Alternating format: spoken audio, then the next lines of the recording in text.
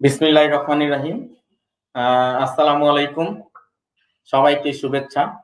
আজকে আমরা ফার্স্ট ফেজের আপনার ভূগোল, পরিবেশ ও দুর্যোগ ব্যবস্থাপনা আপনার চতুর্থ ক্লাস করতে চাচ্ছি। আজকে আমরা মোটামুটি ডিজাস্টার এবং ডিজাস্টার ম্যানেজমেন্ট কমপ্লিট করব এবং অত্যন্ত চমৎকার ভাবে। আপনারা লক্ষ্য করেছেন যে অধিকাংশ কোয়েশ্চেনই এখান থেকে আসে 10 মার্কসের মধ্যে। তাহলে প্রাথমিক পর্যায়ে আমি স্টার্টের আগে কিছু কথা বলি, আপনারা খাতা কলম গুলো সব রেডি করে নেবেন এবং খুব ভালোভাবে কনসেন্ট্রেট করবেন আশা করছি। সবাইকে শুভেচ্ছা। শীতের ভাপা পিঠার দাওয়াত। ধন্যবাদ মহিদুল ভাই।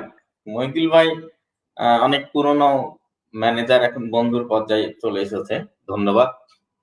তাহলে generally what is the beginning point of disaster management and disaster? কোথায় থেকে শুরু করলে আপনি বিষয়গুলো ভালো করে বুঝতে পারবেন। এখন এইটা স্টার্ট করলে মনে হয় হ্যাপহ্যাজার্ড, বিষয়গুলো বুঝতে পারেন না। এখানে একটা বড় প্রবলেম কাজ করে। প্রবলেমটা আমরা দেখলাম যে 2007 সালে সিডরের পর থেকে বাংলাদেশে ডিজাস্টার ম্যানেজমেন্ট পড়া শুরু হয়েছে ওয়াইড স্পেসে। প্রাইভেট ইউনিভার্সিটি এবং প্রাইভেট ইউনিভার্সিটি গুলো ডিজাস্টার ম্যানেজমেন্ট নিয়ে এসেছে। এর আগে ভালোভাবে আমরা এগুলো পড়িনি, যদিও বাংলাদেশকে বলা হয় পোস্টার বয় অফ ডিজাস্টার। এই কারণে বেসিক্যালি কোন জায়গা থেকে আপনি স্টার্ট করবেন সেটা হচ্ছে মিলিয়ন ডলার কোয়েশ্চেন।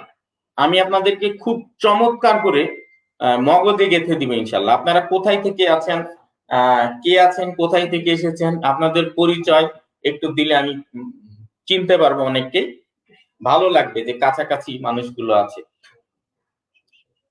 আপনারা একটু শেয়ার করে দিবেন। শেয়ার করলে হবে কি, অনেকেই এই বিষয়টা সম্পর্কে জানতে পারবে। কারণ সাধারণত এই বিষয়ে ক্লাসগুলো হয় না ম্যাক্সিমাম টাইমে, অনেক জায়গায় আমরা নিয়ে থাকি এবং ডিজাস্টার ম্যানেজমেন্টে ওইরকম কোয়ালিটি ক্লাস কোথাও নাই। তো শেয়ার করে দিবেন এবং নিজেদের একটু পরিচয়টা দিবেন। যেমন আমরা জাতিসংঘ জাতিপুঞ্জ যখন পড়ি তখন what is the beginning point, what is the crucial point, what is the starting point, it is definitely 14 points. 14 দফার মাধ্যমে আপনার আইডিয়ালিজম যখন শুরু হলো, 14 দফা আইডিয়ালিজম স্প্রেড করলো, তখন থেকে আপনার 14 দফার ভিত্তিতে 1919 সালে জাতিপুঞ্জ প্রতিষ্ঠিত হলো বৈশ্বিক সংস্থা হিসেবে, প্রথম বৈশ্বিক সংস্থা হিসেবে। ফলে বৈশ্বিক ইতিহাসের যাত্রা শুরু হলো। এখান থেকে জাতিসংঘ স্টার্ট হয়ে চলে গেল। এরপরে আমরা যদি মডার্ন ডেভেলপমেন্ট, থার্ড ওয়ার্ল্ড বলেন, উন্নয়নশীল রাষ্ট্রগুলোর উন্নয়ন প্রক্রিয়া বলেন, তাহলে একটা জিনিস আপনাকে মাথায় রাখতে হবে, সেটা হচ্ছে সাস্টেনেবল ডেভেলপমেন্ট গোল 2015 থেকে 2030। অর্থাৎ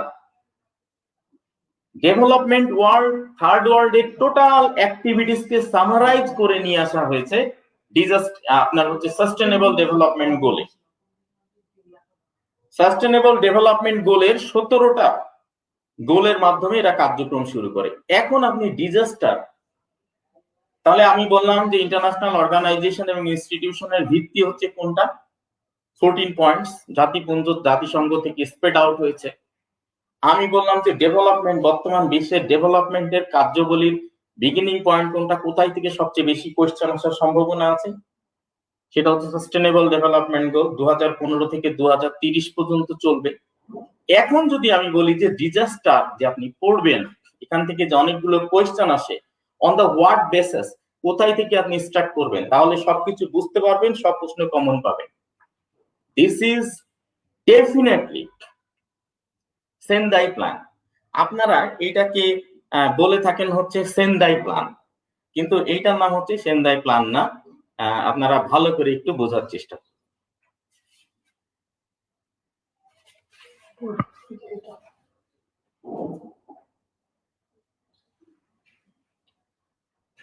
এখন আমরা কলম নিব। কলম নিয়ে আমরা একটা বিষয় দেখার চেষ্টা করব, সেটা হচ্ছে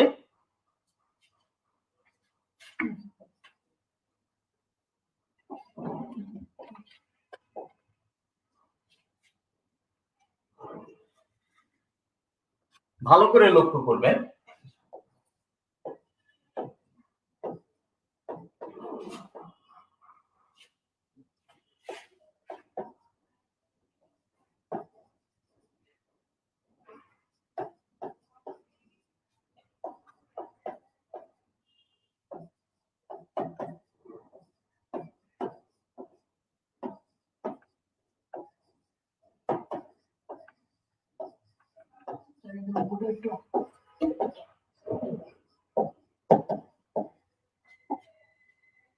কি বললাম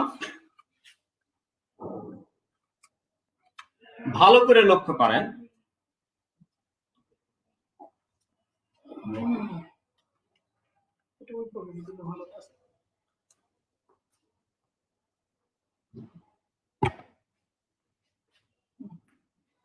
sorry for few technical inconvenient. ভালো করে লক্ষ্য করবেন, বিষয়টার নাম হচ্ছে Sendai framework for disaster risk reduction.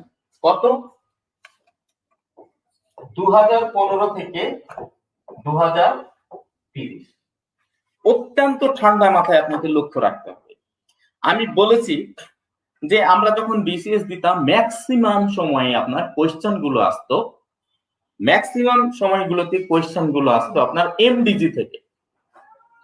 এখন যারা বিসিএস দেয় লক্ষ্য করবেন অনেক কোয়েশ্চেন আসে এসডিজি থেকে। এসডিজি 17টা গোল। তাহলে ওইরকম ডিজাস্টারের বাইবেল যেটাকে বলা হয় Sendai framework for disaster risk reduction 2015 to 2030, এইটা অনুযায়ী ডিজাস্টারের সব কিছু নির্ধারিত হয়, বাইবেল অফ দ্য ডিজাস্টার। সুতরাং এইটা সম্পর্কে আপনাকে ভালো আইডিয়া রাখতে হবে। এর আগে আমি অনেক বিষয় আপনাকে ক্লিয়ার করতে চাই, কারণ অডিয়েন্স দেখছেন 410 জন, আরো আসবে অনেকেই, ভালো করে লক্ষ্য করবেন। প্রথম হচ্ছে পলিউশন, প্রথম হচ্ছে ডিগ্রেডেশন। আপনি এটা বুঝতে গেলে প্রথম যে বিষয়টা আপনাকে বুঝতে হবে সেটা হচ্ছে ডিগ্রেডেশন, অর্থাৎ এনভায়রনমেন্ট বা পরিবেশের যে গ্রেডটা আছে সেটার কোয়ালিটি কমে যাওয়া, এটাকে বলা হয় ডিগ্রেডেশন। গ্রেড থেকে কমে যাওয়া, ডিগ্রেড হওয়া। বাতাসটার যে কোয়ালিটি এটা আপনি পাচ্ছেন না, যে বেনিফিট এটা আপনি পাচ্ছেন না, তাহলে ডিগ্রেডেশন। এখন বাতাস ক্ষতি করছে, বাতাস আপনার জন্য প্রাণঘাতী, তাহলে এইটা হচ্ছে পলিউশন। আর বাতাস হঠাৎ করে আকস্মিকভাবে একটা বড় ধ্বংসযজ্ঞ চালিয়ে চলে যাচ্ছে, দিস ইজ কল্ড ডিজাস্টার। ডিজাস্টারের বাংলা আমরা বলে থাকি দুর্যোগ। তাহলে এই Sendai framework for disaster risk reduction, এই রিস্ক বলতে আপনার ডিজাস্টার বলতে কি বোঝাচ্ছে? আকস্মিক যে প্রাকৃতিক বিষয়গুলো ব্যাপক ধ্বংসযজ্ঞ চালিয়ে মানুষের ক্ষয়ক্ষতি করে। তাহলে হচ্ছে এই যে কার্বন ডাই অক্সাইড যে মানুষের ক্ষতি করছে, এইটা কি disaster? No, this is pollution. মাটির উর্বরতা কমে যাচ্ছে, এইটা কি আপনার disaster? No, this is pollution. আপনার বাতাসে কার্বনের মাত্রা বেড়ে যাচ্ছে, এতে মানুষের নিঃশ্বাসের কষ্ট হচ্ছে, অনেক রোগ জরা ব্যাধি হচ্ছে, this is pollution, this is not disaster. আবার দেখা যাচ্ছে পৃথিবী একটা ভালো অবস্থায় আছে, পানি আমাদের জন্য সুপেয়, পানির অনেকগুলো ক্ষতি করছে, কিন্তু কিছু কিছু ক্ষেত্রে পানি মারাত্মক ক্ষতি করছে, havoc, pandemic and epidemic, arsenic, this is disaster. Ozone layer সব জায়গায় হচ্ছে না, কোন কোন জায়গায় ওজোন লেয়ারের ক্ষয়ে গোটা পৃথিবী ব্যাপী প্যান্ডেমিক এপিডেমিক ছড়িয়ে পড়ছে, দিস ইজ ডিজাস্টার। হঠাৎ সাইক্লোন এসে আপনাকে তছনছ করে দিয়ে গেল, দিস ইজ ডিজাস্টার। হঠাৎ ফ্লাড এসে আপনাকে চুরমার করে দিয়ে গেল, দিস ইজ ডিজাস্টার। এই পৃথিবী নরমালি আপনার সাথে মানে আচরণ করছে, হঠাৎ নিচ থেকে ভলক্যানিক লাভা এরাপশন করে একেবারে তছনছ করে দিল, দিস ইজ ডিজাস্টার। আপনি নরমালি আছেন, হঠাৎ করে গোটা পৃথিবী কেঁপে উঠলো, ভূমিকম্প, আর্থকোয়াক, দিস ইজ ডিজাস্টার। তাহলে এখানে আপনাকে বুঝতে হবে এই সেন্দাই ফ্রেমওয়ার্ক, এই সেন্দাই ফ্রেমওয়ার্কের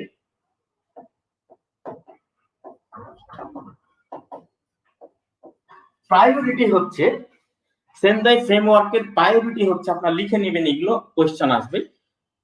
সেন্দাই ফ্রেমওয়ার্কের প্রায়োরিটি হচ্ছে আপনার 4টি।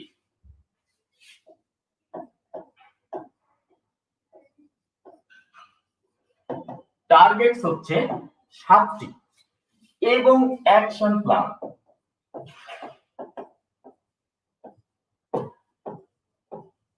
অ্যাকশন প্ল্যান হচ্ছে আপনার 50টি। তাহলে টোটাল আপনি যদি ডিজাস্টার নিয়ে কাজ করতে চান, এখান থেকে সব প্রশ্নের কমন পেতে চান, সব অ্যান্সার করতে চান, প্রাথমিক পর্যায়ে আপনাকে এইটা ধরে আগাইতে হবে। তাহলে প্ল্যানটার নাম কি? Sendai framework for disaster risk reduction 2015 to 30। এর প্রায়োরিটি পয়েন্ট হচ্ছে 4টা, টার্গেট হচ্ছে 7টা এবং অ্যাকশন প্ল্যান হচ্ছে 50টা।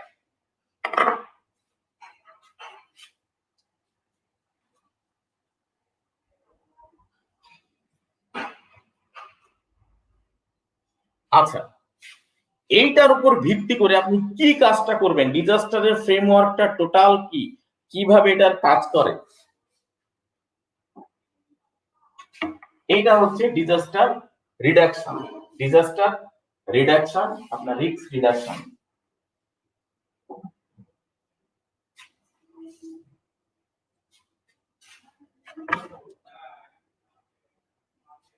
তাহলে আপনি টোটাল ডিজাস্টারে কি পড়বেন, কোথায় থেকে কোয়েশ্চেন আসবে? আপনাকে ওই যে বললাম যে আপনার হচ্ছে টার্গেট বললাম, তারপর অ্যাকশন বললাম, এগুলো থেকে আপনার প্রায়োরিটি বললাম 4টা, টার্গেট বললাম 7টা, অ্যাকশন বললাম 50টা। তাহলে কোনটা অনুযায়ী এটা মেইনটেনেন্স করা হয় আপনাকে সবকিছু বললাম। এখন এটা সাইকেল কিভাবে ডিজাস্টারটা নিয়ে কাজ করা হয় এবং কি কোথায় থেকে এভাবে প্রশ্ন আসে, এসিটা ছেড়ে দিবেন। তাহলে দেখেন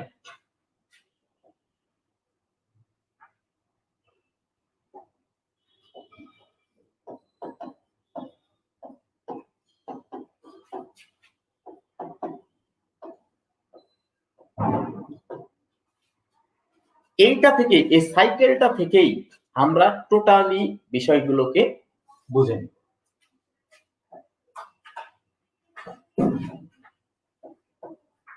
এখানে আপনার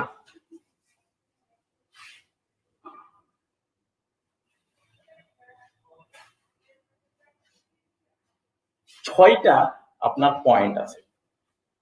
আপনাকে আমি একটু ধৈর্য ধরেন। আমি সাধারণত আমার ক্লাসগুলোর টেন্ডেন্সিটাই হচ্ছে, আমি যেহেতু আমার ক্লাসগুলোর টেন্ডেন্সিটাই হচ্ছে প্রথমে বেসিক সম্পর্কে একটু আইডিয়া দিই, দিয়ে তারপর আমি সবকিছু ক্লিয়ার করে দিই। এটা ব্যাপারে আপনি নিশ্চিন্ত থাকেন। আমি একটা কথা বলি যে আপনি যদি বেসিকটা না বুঝেন তাহলে আপনি কোনো কিছুই বুঝতে পারবেন না। তো মনোযোগ দিয়ে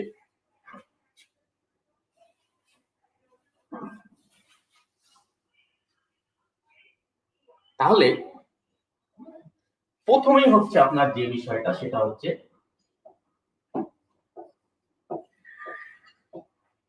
রেসপন্স। 1 নম্বরে যে বিষয়টা হচ্ছে সেটাই হচ্ছে রেসপন্স। আপনি কার প্রতি রেসপন্স করবেন? তখন ডিজাস্টার হলো সাথে সাথে আপনাকে রেসপন্স করতে হবে।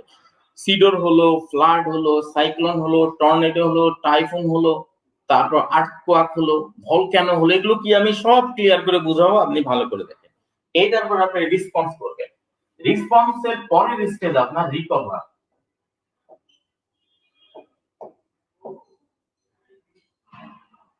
রিকভারি, অর্থাৎ এই ডিজাস্টার যে ক্ষতি করলো এই ক্ষতিটা আপনি পূরণের ব্যবস্থা করবেন। 3য় নম্বরে আপনি এসে যে কাজটা করবেন সেটা হচ্ছে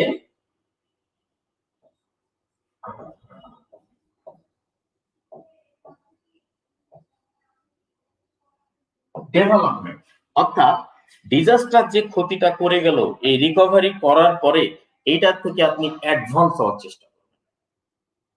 তাহলে ডিজাস্টার হয়ে যাওয়ার পরে আপনার 1, 2, 3, ডিজাস্টার হয়ে যাওয়ার পরে আপনাকে এই 3টা কাজ করতে হবে। তাহলে এইটার পরে এইটা, এইটার পরে এইটা।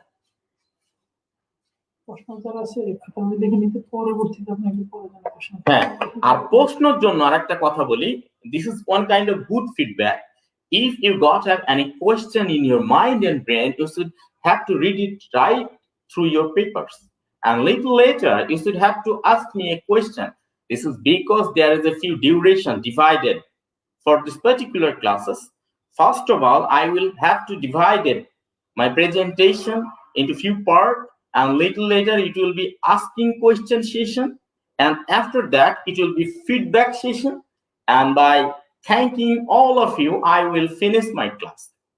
So be prepared for session by session activities. Now you should have to keep your concentration to understand all that critical things. You are bored, you are weird, you are fed up, you feel like a robot. Everything is amalgamated, everything is critical. So let's simplify all of it. তাহলে দুর্যোগের হয়ে যাওয়ার পরে আপনি তিনটা কাজ করবেন, এরপরে আর তিনটা কাজ, এই 6টা কাজই হচ্ছে ডিজাস্টার ইমপ্যাক্ট ফ্যাক্টর। 4 নাম্বার হচ্ছে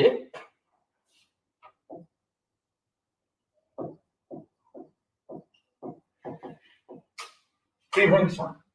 4 নাম্বার মানে এটা ডিজাস্টার হয়ে যাওয়ার আগে, এটা পরে, এটা আগে। Prevent is better then cure. Cure মানে কি? আপনি হচ্ছে ডায়াবেটিক্স হলো, আপনি ডায়াবেটিক্স ভালো করার চেষ্টা করছেন, সরি ওইটা বাদ দেন, pandemic, epidemic and pandemic. Epidemic মানে একটা বিশাল এরিয়ায় ছড়িয়ে পড়া, কলেরা এগুলো অনেক এলাকায় ছড়িয়ে পড়ে, বসন্ত, জল বসন্ত, ওলা ওঠা বলি, এগুলো ব্যাপক এলাকায় ছড়িয়ে পড়ে, দিস ইজ এপিডেমিক। আর প্যান্ডেমিক মানে একেবারে কয়েকটা মহাদেশ জুড়ে, বিশাল অঞ্চল জুড়ে ছড়িয়ে পড়লো, দিস ইজ কল্ড প্যান্ডেমিক। প্যান্ডেমিকটা হচ্ছে যেমন হচ্ছে নোভেল করোনা। এই নোভেল করোনায় আপনি যাতে আক্রান্ত না হন, এর জন্য যে ব্যবস্থাগুলো নেন সেটা হচ্ছে প্রিভেনশন, সেটা হচ্ছে প্রিভেন্ট। আর করোনা হয়ে যাওয়ার পরে আপনি যে চিকিৎসা ব্যবস্থা নিচ্ছেন সেটা হচ্ছে কিউর। তাহলে প্রিভেনশন মানে হচ্ছে যে আপনার দেশে যাতে কি না হয়, দুর্যোগ না। তাহলে এখান থেকে অনেকগুলো প্রশ্ন আসে, আপনি একটু মনোযোগ দিবেন। Thank you. এই যে করোনা,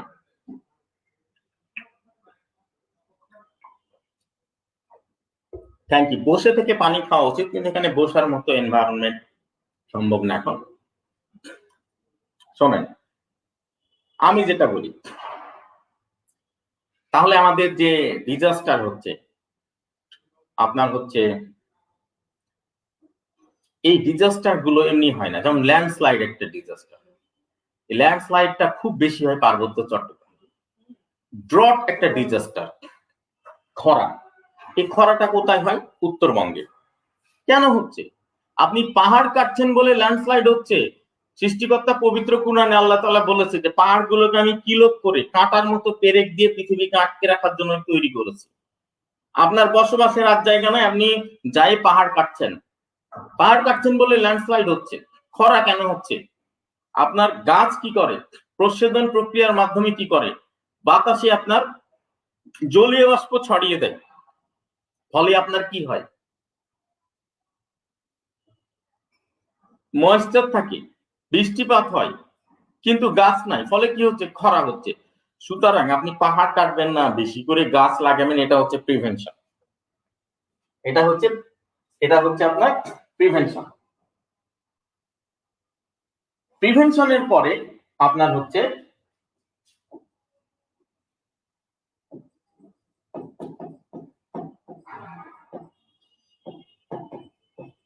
মিটিগেশন।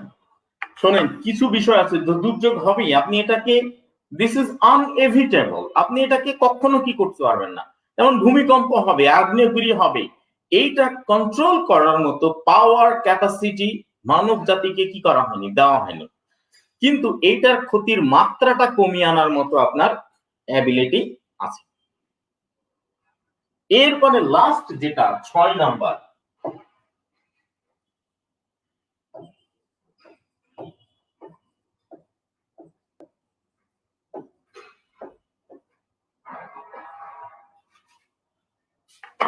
ক্ষতি হবেই, ক্ষতি হবেই, এবং এই ক্ষতিটা দুর্যোগ হবেই, এবং এইটাকে আমি মিনিমাম পর্যায়ে রাখতে গেলে আমাকে ব্যবস্থা নিতেই হবে। এই যে ব্যবস্থাটা নিবেন, এটাই হচ্ছে আপনার প্রিপেয়ারনেস। তাহলে আমি আবার বলি, নতুন যারা এসেছেন আমি আবার বলি, খুব মনোযোগ দিয়ে লক্ষ্য করবেন। ওয়ালাইকুম আসসালাম। খুব মনোযোগ দিয়ে লক্ষ্য করবেন। এখন বাংলাদেশ সহ থার্ড ওয়ার্ল্ডের ডেভেলপমেন্ট স্ট্র্যাটেজি যেটা, এটা বোঝার জন্য আপনাকে এসডিজি বুঝতে হবে। 2015 থেকে 2030 এর 17টি গোল বুঝতে হবে।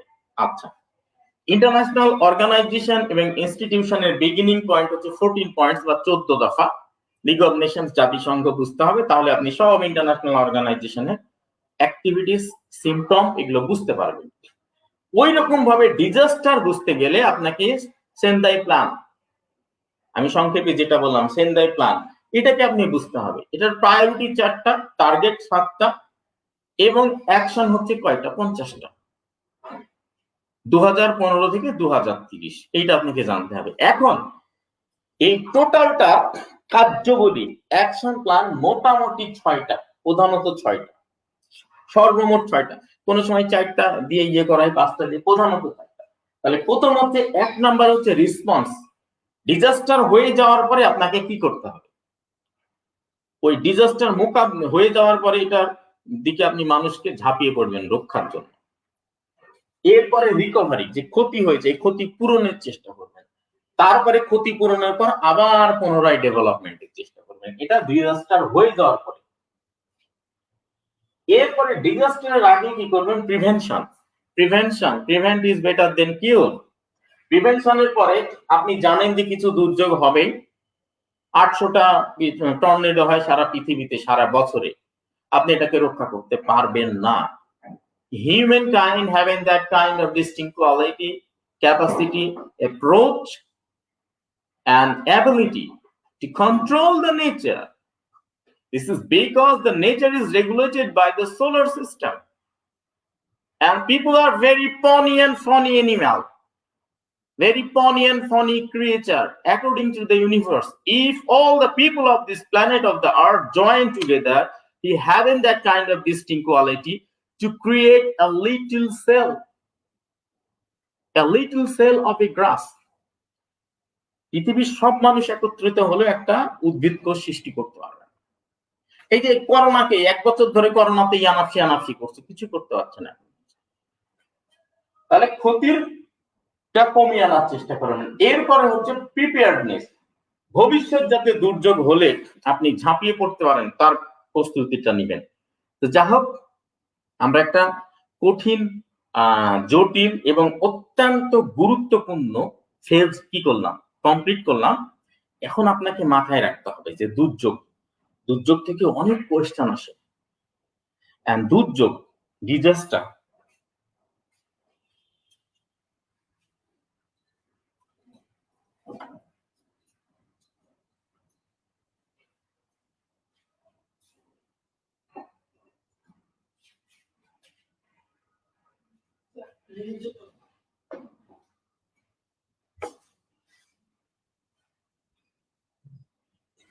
আপনি মনে করেন এটা কঠিন, দুর্যোগ কঠিন না। কঠিন না কি কারণে? আপনি কনফিউজড। কঠিন কি কারণে? আপনি কনফিউজড, আপনি অ্যামালগামেটেড। একটু ঠান্ডা মাথায় চিন্তা করেন। দুর্যোগ হয় সাধারণত 3 ভাবে। এই 3টা ক্যাটাগরি দিয়ে আপনি যদি সবকিছু মেজার করেন আপনি ভালো করে বুঝতে পারবেন। তাহলে রিকোয়েস্ট করছি যে প্রথম আপনাকে যে কাজটা করতে হবে সেটা হচ্ছে ডিগ্রেডেশন, পলিউশন এবং ডিজাস্টার। এই 3টার মধ্যে আপনার পার্থক্য জানতে হবে। অর্থাৎ বিপর্যয়, দূষণ আর দুর্যোগ। বিপর্যয় মানে হচ্ছে কোয়ালিটি কমে যাওয়া, আর দূষণ মানে হচ্ছে, পলিউশন মানে হচ্ছে ক্ষতির কারণ হয়ে দাঁড়ানো, আর ডিজাস্টার মানে হচ্ছে হঠাৎ ব্যাপকভাবে ক্ষতি করা। ঠিক আছে? আর যদি ক্ষতিটা কয়েকটা দেশ, কয়েকটা অঞ্চল মিলে হয় তাহলে সেটা হচ্ছে আপনার এপিডেমিক। আর যদি ক্ষতিটা সমগ্র বিশ্ব জুড়ে বা মহাদেশ জুড়ে, একটা পৃথিবীর অর্ধাংশ জুড়ে, একটা রিমল্যান্ড বা হার্টল্যান্ড এইরকম বিশাল অঞ্চল জুড়ে হয় তাহলে সেটাকে বলা হয় প্যান্ডেমিক। আমি আবার বলি, প্রকৃতির উপাদানগুলো যদি গুণাগুণ হারিয়ে ফেলে তাহলে সেটাকে কি বলা হয়? ডিগ্রেডেশন, অবক্ষয় বা বিপর্যয়। যদি সেটা ক্ষতির কারণ হয়ে দাঁড়ায় তাহলে সেটাকে বলা হয় পলিউশন। আর যদি সেটা হঠাৎ সাডেন ব্যাপক ক্ষতি করে, হঠাৎ, নট রেগুলার বেসিস, তাহলে সেটা হচ্ছে কি? ডিজাস্টার, দুর্যোগ। যেমন কার্বন পলিউশন একটা নির্দিষ্ট রেট অনুযায়ী হয়ে যাচ্ছে, কিন্তু সাইক্লোন হঠাৎ করে এসে তছনছ করে চলে যায়। আবার কিছু দুর্যোগ যদি দীর্ঘমেয়াদী বিশ্বের বিশাল অঞ্চল জুড়ে, কয়েকটা রাষ্ট্র জুড়ে হয়, তাহলে তাকে বলা হয় এপিডেমিক। এবং সমগ্র বিশ্ব জুড়ে যদি দুর্যোগটা কাজ করে বা কয়েকটা মহাদেশ জুড়ে কাজ করে, তাহলে তাকে বলা হয় প্যান্ডেমিক।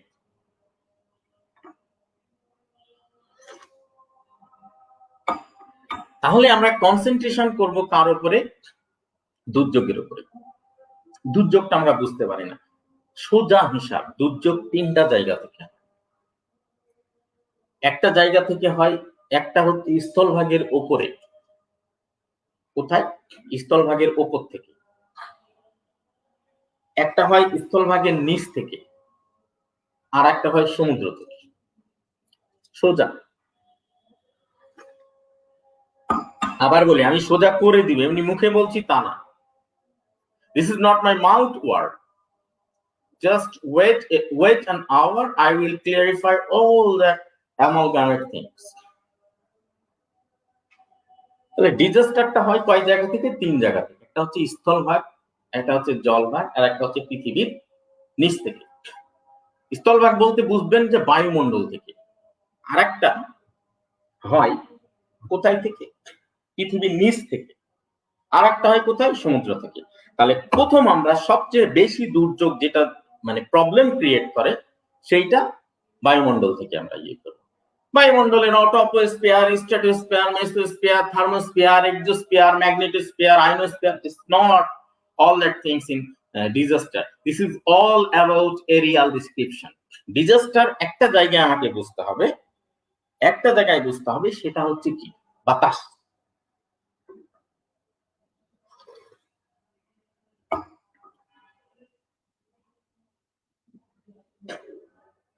সুজন বলছি, কেমন আছেন? অনেক সুন্দর লাগছে, ক্লাসটা অনেক informative, thank you. These are heart touching, these are performing boosting. Everybody's one, everybody's accept compliments, encouragement. আপনি যদি কাউকে এনকারেজ করেন তাহলে তার পারফরমেন্স বেড়ে যায়, কাউকে যদি ডিসকারেজ করেন পারফরমেন্স কমে যায়। I M A fixed performer, I M A was earner, that's why I have to get maximum was given by my organization and institution. So if you boost me, if you buzz me, if you encourage me, if you compliment me, then my performance will be boosted and it will be your benefit. আচ্ছা, খুব সোজা। তাহলে আমি বললাম disaster তিনটা জায়গা থেকে, একটা বাতাস থেকে, একটা পৃথিবীর নিচ থেকে, একটা সমুদ্র থেকে। তাহলে আমি যদি কি করি, বাতাসটা বুঝে নিলাম, পৃথিবীর নিচটা বুঝে নিলাম, সমুদ্র বুঝে নিলাম, তাহলে যে কোনো ডিজাস্টার আমি কি করতে পারবো? বুঝতে পারবো। আর যদি না বুঝতে পারি, চারটা অপশন আছে, আমি সিলেক্ট করে নিতে পারবো। তাহলে মনোযোগ, প্রথমে হচ্ছে কোনটা? বাতাস। তাহলে বাতাস, আমি প্রথমে কি বললাম? বায়ু প্রবাহ।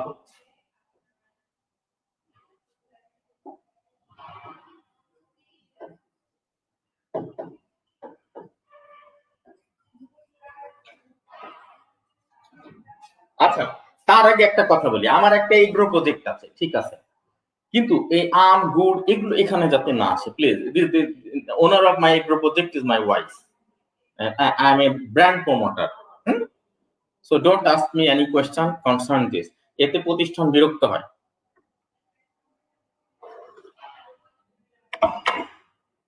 25% প্রশ্ন কোথায় থেকে হবে? এই সেন্দাই প্ল্যান রিস্ক ইম্প্যাক্ট থেকে। 25% প্রশ্ন কোথায় থেকে হয়? বাতাস জনিত যে কি ডিজাস্টার আছে সেখান থেকে। 25% কোয়েশ্চেন কোথায় থেকে হয়? পৃথিবীর তলদেশ থেকে যে কি হয় ডিজাস্টার গুলো হয়। 25% কোয়েশ্চেন কোথায় থেকে হবে? সমুদ্র থেকে যে ডিজাস্টার গুলো হয় সেগুলো থেকে। বাস 100% হয়ে গেল। তাহলে আপনাকে একটু মনোযোগ দিতে হবে। 10 মার্ক, হাফ মার্কের জন্য দেখবেন 2-3 লাখ স্টুডেন্ট কি হয়ে গেছে, পিলিতে কি করতে পারেনি, চান্স পায়নি। আর যারা পিলিতে চান্স পেলো তারা রিটার্ন একটু ভালো করে ভাইভাতে ভালো করলো, নিজের থেকেই তারা কি করবে, চেষ্টা করবে ভালো করার, পিলিতে টিকে গেলে। তাহলে তারা ক্যাডার হলো, নন ক্যাডার হলো। আর আপনি হতাশ হয়ে বেড়ালেন, সিঁড়ির নিচে বিড়ির দোকান দিয়ে অর্ধেক বিড়ি খান আর অর্ধেক বিড়ি বিক্রি করেন, তাহলে হলো? তাহলে আপনি সিঁড়ির নিচে বিড়ির দোকান দিয়ে কি করলেন, বসে গেলেন। আর আরেকজন কি করলো, আমলা হয়ে গেল, সচিব হয়ে রিটায়ার্ড করলো। তো দুজনের মধ্যে পার্থক্য কে নির্ধারণ করে দিল? Half marks. আর এই ডিজাস্টার, এই চ্যাপ্টারটাতে কত মার্কস আছে? 10 মার্ক, 10। কনসেন্ট করেন। বায়ু প্রবাহ, তাহলে বায়ু প্রবাহ কি? পৃথিবীতে, মনে রাখবেন, পৃথিবীতে 7টি চাপ বলয় আছে। কয়টা চাপ বলয় আছে? 7টি। তাহলে এর মধ্যে নিম্ন চাপ বলয় 3টি, উচ্চ চাপ বলয় 4টি। তাহলে বাতাসের জেনারেলি কিছু ধর্ম আছে, এই ধর্মচ্যুত হয়ে গেলেই তখন সেটা দুর্যোগ, টর্নেডো, টাইফুন, সাইক্লোন, বাঘউইন, উইলি এগুলো হয়। আর ব্যাপার হচ্ছে মাথা খারাপ, কোনটা সাইক্লোন, কোনটা টর্নেডো, কোনটা টাইফুন, কোনটা উইলি, মাথা এলোমেলো হয়ে যায়, বুঝতে পারেন না। না বুঝার কোনো কারণ নাই। আমি পানির মধ্যে ক্লিয়ার করে দেবো, এসি কি চলছে? এটা সুইং দিয়ে দিলে হয়। মানে খুব এক্সাইটিং ক্লাস, এটা খুব গুরুত্বপূর্ণ ক্লাস। Thank you. আচ্ছা, তাহলে আমি আপনাকে বলি বাতাসের ধর্ম কি। বাতাস উচ্চ চাপ বলয় থেকে নিম্ন চাপ বলয়ের দিকে যাবে। তাহলে 7টা চাপ বলয় আছে, বাতাস কি করবে, উচ্চ চাপ বলয় থেকে নিম্ন চাপ বলয়ের দিকে যাবে, ফলে বায়ু প্রবাহ হবে। খুব সিম্পল। তাহলে বাতাস যদি ভারী হয় তাহলে কোন দিকে যাবে? নিচের দিকে যাবে। আর বাতাস যদি হালকা হয় উপরের দিকে যাবে। পৃথিবী তার অভিকর্ষ ত্বরণ বলে প্রতিটি জিনিসকে তার কেন্দ্রের দিকে আকর্ষণ করছে। তাহলে বাতাস যদি কি হয়, ভারী হয়, তাহলে নিচের দিকে যাবে। আর বাতাস যদি হালকা হয় উপরের দিকে উঠবে। এখন এই পর্যন্ত বললাম। এখন $1,000,000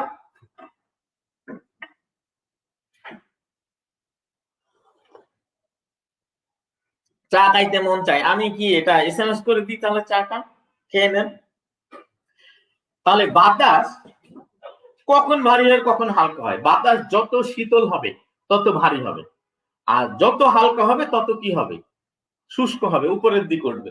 শোনেন তাহলে, শীতকালে বাতাস কি হয়, শীতল হয়, ফলে বাতাস কি হবে, ভারী হবে, ফলে বাতাস কোন দিকে আসবে, নিচের দিকে। তাহলে বাতাসে যে জলীয় বাষ্পগুলো আছে, এই জলীয় বাষ্পগুলো কোন দিকে আসবে, নিচের দিকে আসবে। ফলে এটাকে আপনি কি বলবেন, কুয়াশা। শেষ রাতে আরো ঠান্ডা পড়বে, শেষ রাতে আরো ঠান্ডা পড়বে, তখন জলীয় বাষ্প আরো ঘন হবে, ফোঁটাটা আর একটু বড় হবে, তখন সেটাকে কি বলবেন, শিশির। আর যখন কুয়াশা জমে যাবে তখন সেটাকে কি বলবেন, তুহিন। আর যখন শিশিরটা জমে সাদা হয়ে পড়বে তখন তাকে কি বলবেন, বরফ। তুষার বলবেন, তুষার। তাহলে সোজা কথা হচ্ছে, শীতকালে বাতাস কি থাকে, শীতল থাকে। এই কারণে বাতাস কি নিচের দিকে প্রবাহিত হয়। বাতাসের জলীয় বাষ্পগুলো কি হয়, কুয়াশা। আরো ঘন হলে কি, আরো ঘন হলে কি, শিশির। তুহিন। জমে গেলে কি, তুষার। শীতকালে শীতকালে বাতাস কি হয়, শীতল হয়, ফলে জলীয় বাষ্প যদি বেশি থাকে তাহলে বৃষ্টির আকারে ঝরবে। আর ঝরতে ঝরতে সেগুলো কিসে পরিণত হবে, বরফে পরিণত হবে। তাহলে কি পড়বে, বরফ পড়বে, তুষার পড়বে। খুব সিম্পল, খুব সিম্পল। আবার বাতাস যদি কি হয়, হালকা হয়,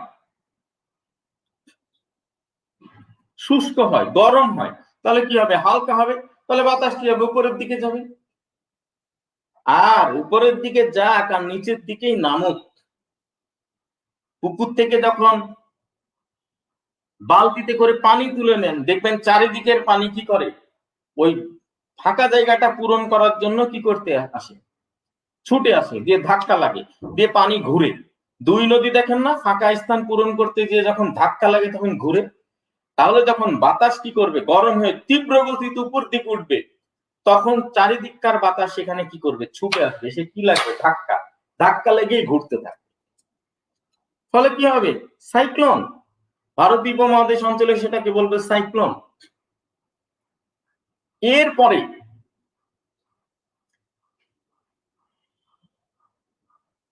উত্তর আটলান্টিক অঞ্চলে এটা আরো জোরে প্রবাহিত হয়ে আরো জোরে ধাক্কা লেগে আরো জোরে ঘুরে, এটাকে কি বলে, হ্যারিকেন।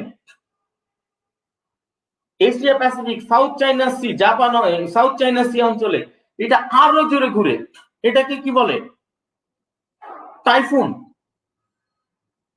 ফিলিপাইনে আরো জোরে ঘুরে, বাগুইন। অস্ট্রেলিয়া অঞ্চলে আরো জোরে ঘুরে, উইলি উইলি। তাহলে সোজা কথা, এটার জন্য ঘূর্ণিঝড়ের ডেফিনিশন পড়ছে, ঘূর্ণিঝড় ঘূর্ণিঝড় ঘূর্ণিঝড় বলতে বলতে বলতে এই ঘূর্ণিঝড়ের ডেফিনিশনও যা মুখস্থ করছে। সাইক্লোনেরও তা মুখস্থ হচ্ছে, টর্নেডোরও তাই মুখস্থ হচ্ছে, বাগুইন উইলি, মাথা এলোমেলো। আপনি নিজেই উইলি হয়ে উড়ে বেড়াচ্ছেন। খুব সোজা, আমি বললাম যে খালি বিষয়গুলো একটু ভালো করে বোঝার চেষ্টা করেন, আমি ক্লিয়ার করে দেব। তাহলে 7টি চাপ বলায়, নিম্নচাপ কয়টি, 3টি, উচ্চচাপ 4টি। তাহলে বাতাস হচ্ছে উচ্চচাপ থেকে কি করে, নিম্নচাপের দিকে যায়। ফলে পৃথিবীতে কি হয়, বাতাস হয়। আর এই বাতাসই যখন গতি বাড়িয়ে দেয় তখন সেটা কি হয়, সাইক্লোন, টর্নেডো, টাইফুন, হ্যারিকেন, কালবৈশাখী ইত্যাদি। কেন এবং কখন কালবৈশাখী হয় এটা আপনি বুঝলেই তো আপনার সব ক্লিয়ার হয়ে যাচ্ছে। বুঝলেই তো আপনি অ্যান্সার করতে পারছেন, আপনি মুখস্থ করবেন কেন? ভালো করে লক্ষ্য করেন, আমি যেটা বলছি ভালো করে লক্ষ্য করেন মহোদয় এবং মহোদয়েরা। সারাদিন রাত লাগলে আমি লক্ষ্য করি, আমার বাড়ির পাশে মেস আছে, মহিলা মেস আছে, আমার চাচার। রাত 12টা বাজলেই মেয়েরা দেখি দৌড়াদৌড়ি শুরু করে। আমি ব্যালকনিতে চা খেতে এসে দেখি 12টা বাজলেই সাথে সাথে মোবাইল করে, হ্যালো জানু, হ্যালো জানু, তুমি খেয়েছো, বাবু খেয়েছো?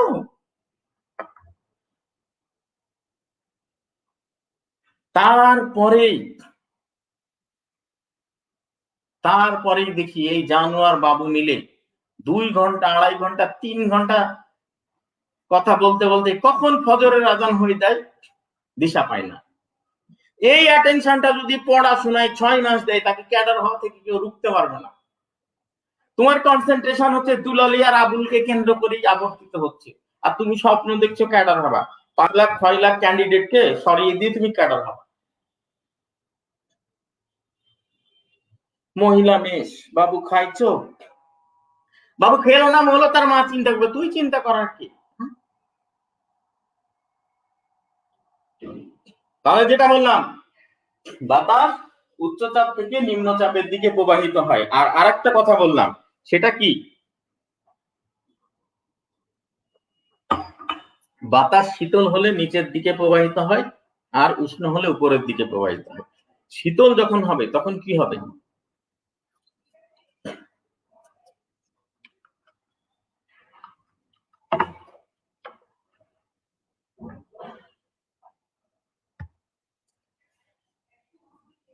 আচ্ছা শীতল যখন হবে তখন কি হবে, বাতাস যখন শীতল হবে তখন নিচের দিকে প্রবাহিত হবে, বাতাসে জলীয় বাষ্প থাকবে না।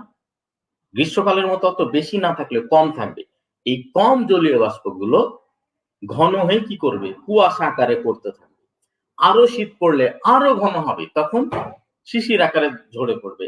আরো শীত হলে আরো ঘন হবে এবং জমে যাবে, তখন সেটা তুষার আকারে কি পড়বে। Thank you. আর বাতাস যদি সাধারণ বাতাসের থেকে হালকা হয় তাহলে সেটা উপরের দিকে উঠতে থাকে। কোন দিকে উঠবে, উপরের দিকে।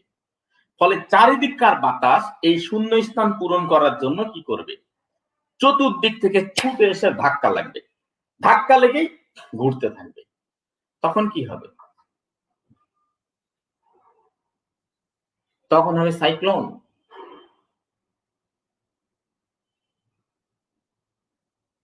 সাইক্লোন, সাইক্লোন কোথায় হয়?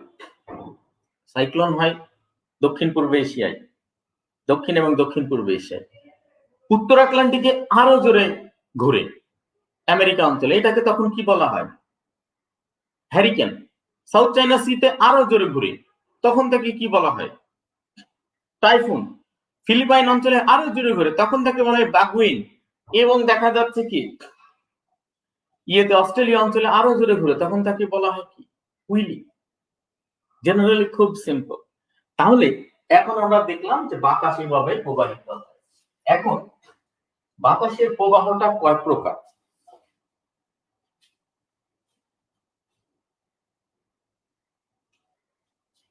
এক হচ্ছে নিয়ত। আমি বলি আর একটা কারণে বাতাস প্রবাহিত। পৃথিবী প্রতি সেকেন্ডে 29.78 বা প্রায় 30 কিলোমিটার বেগে পশ্চিম থেকে পূর্ব দিকে কি করে? ঘুরে।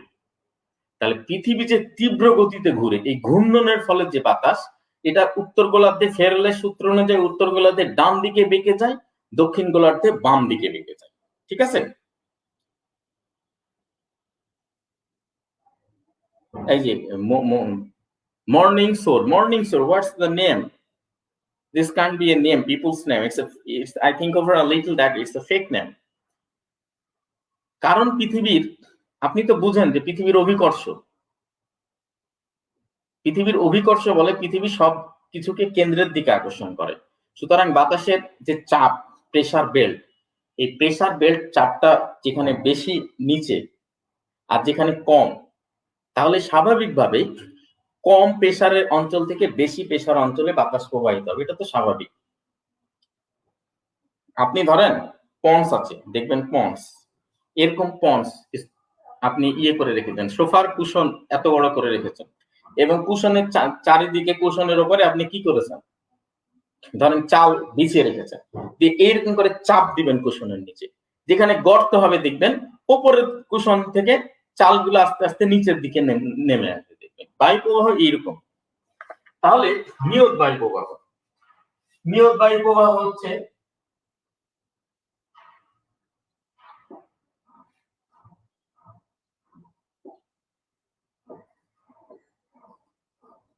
অয়ন। আমরা বলেছি হচ্ছে অয়ন বায়ুকে ট্রেড উইন্ড বলে। ট্রেড উইন্ড কি কারণে ট্রেড উইন্ড বলে? যে এরা সারা বছর একদিকেই প্রবাহিত হয়, এক সময় একইভাবে প্রবাহিত হয়। এই জন্য সওদাগর, বিজনেসম্যান যারা বাণিজ্য করে, তারা এই স্রোত ধরেই পাল তুলে কি করে? যাতায়াত করে। এই জন্য বাণিজ্য বায়ু বলে। সোজা কথা, এখান থেকে প্রশ্ন আসলে একটা কোয়েশ্চেনই আসে, সেটা হচ্ছে বাণিজ্য বায়ু কাকে বলে? অয়ন বায়ু। আচ্ছা, এরপরে পশ্চিমা বায়ু।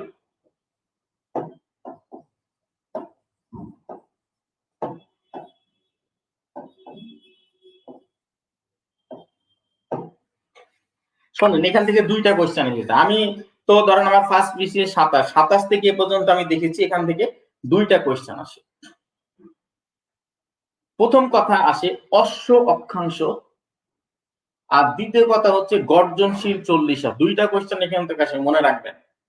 এসে হচ্ছে অনেকবার নন ক্যাডার গভর্নমেন্ট জব গুলোতে প্রায় 100 বার এসেছে এগুলো কোয়েশ্চেন এই 10-12 বছরে। মনোযোগ দিয়ে একটু লক্ষ্য করবেন, যেটা বলছি সেটা হচ্ছে দুইটা কোয়েশ্চেন আসে। সেটা কি?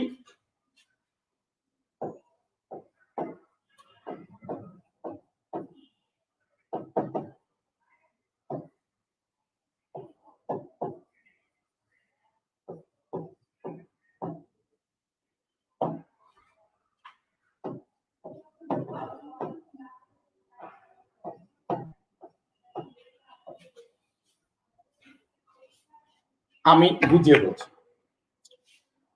40 থেকে 47 ডিগ্রি উত্তর এবং দক্ষিণ অক্ষাংশে সবচেয়ে জোরে এই বাতাস প্রবাহিত হয়। এই জন্য সমুদ্রে শো শো শো শো করে শব্দ হয়। এখানে অত্যন্ত সমুদ্র গর্জন থেকে উত্তাল থাকে, এখানে গেলেই মনে হয় কেউ তীব্র বেগে গর্জন করছে। এই জন্য 40 থেকে 47 ডিগ্রিকে বলা হয় গর্জনশীল 40।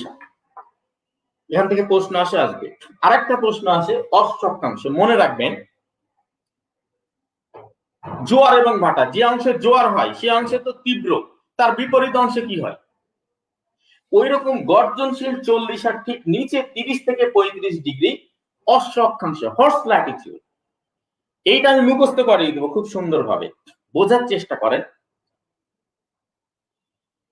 In 1492, it was Christopher Columbus who entered into Queen Isabella's palace, the Queen of Spain, and he asked Queen Isabella that as the world is round, so if you consecutively move our ship toward the west or east, one upon a time we will have to find India and later Central Asia. This is because Central Asia and India is one of the most prosperous area of this planet of the earth. সমুদ্র যেহেতু গোলাকার, পৃথিবী যেহেতু গোলাকার, সুতরাং ক্রমাগত পশ্চিম অথবা পূর্ব দিকে জাহাজ চালিয়ে গেলে আমরা কখনো না কখনো ভারতে এবং ভারত থেকে এশিয়ায় পৌঁছাতে পারবো, এবং এটা যেহেতু পৃথিবীর সবচেয়ে প্রস্পারাস অঞ্চল। কুইন ইসাবেলা রাজি হলেন এবং কুইন ইসাবেলা কি করলেন, তাকে ক্রিস্টোফার কলম্বাসকে Pinta, Nina and Santa Maria 3টা জাহাজ দিলেন এবং বলল, if you will be able to conquer and seize and discover India, then you will be the superhero of the Spanish Empire, and if you fail, you will be a fallen guy. যদি আবিষ্কার করতে পারো, জয় করতে পারো, তাহলে তুমি hero হবে Spanish এম্পায়ারের, আর যদি না পারো তাহলে ফলেন গাই। ক্রিস্টোফার কলম্বাস হাইতি এবং গ্রানাডায় পৌঁছালো, তাদের গায়ের রং অনেকটা ইন্ডিয়ানদের মতো। তিনি বলে বসলেন, I have discovered the naval route in between India and Europe. সমগ্র পৃথিবী শোরগোল পড়ে গেল, ভারতে আসার জলপথ আবিষ্কার করে ফেললো। কিন্তু 1497 সালে আমেরিকা ভেসপুসি আমেরিকার মূল ভূখণ্ডে নামলেন। নেমে উনি বললেন, this is not belongs to India, not the nearest part of Asia. This is an isolated continent far from Asia and Europe itself. আমেরিকার নাম অনুযায়ী মহাদেশটার নাম করা হলো আমেরিকা ভেসপুসি। আমেরিকা ভেসপুসির নাম অনুযায়ী মহাদেশটার নামকরণ করা হলো আমেরিকা। আমেরিকায় যে ইউরোপিয়ানরা দেখলেন তাদের সব আছে, কিন্তু কোনো জায়গায় ঘোড়া নাই, তারা ঘোড়ার ব্যবহার জানে না। এই কারণে ইউরোপীয়দের প্রধান ব্যবসা হয়ে দাঁড়ালো হর্স, ঘোড়া রপ্তানি।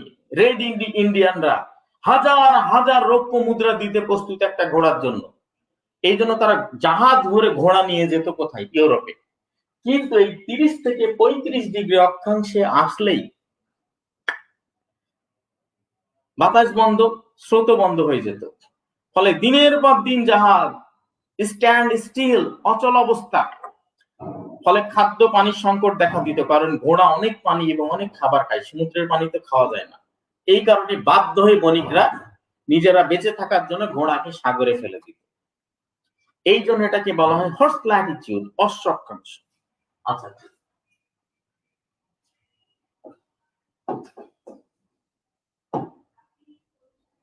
মেরু বায়ু, সোজা কথা। উত্তর মেরুর শেষ সীমানা উচ্চচাপ বলয়, সেখান থেকে দক্ষিণে, এবং দক্ষিণ মেরুর শেষ সীমানা, দক্ষিণ মেরু 90 ডিগ্রি, সেখান থেকে উত্তরের 90 ডিগ্রি উত্তর মেরু নর্থ পোল, দক্ষিণের 90 ডিগ্রি সাউথ পোল, এখান থেকে 63 ডিগ্রির দিকে বাতাস প্রবাহিত হয়। তাহলে এখান থেকে 3টা কোয়েশ্চেন সবচেয়ে বেশি আসে। অয়ন বায়ুকে বলা হয় বাণিজ্য বায়ু, সারা বছর একদিকে প্রবাহিত হয়। প্রত্যয়ন বায়ু, পশ্চিমা বায়ু থেকে 2টা কোয়েশ্চেন আসে, অশ্ব অক্ষাংশ গর্জনশীল 40। আর মেরু থেকে, মেরু হচ্ছে উত্তর মেরু 90 ডিগ্রি, সুমেরু, দক্ষিণ মেরু 90 ডিগ্রি, কুমেরু, এগুলো উচ্চচাপ বলয়, এখান থেকে শীতল বাতাস প্রবাহিত।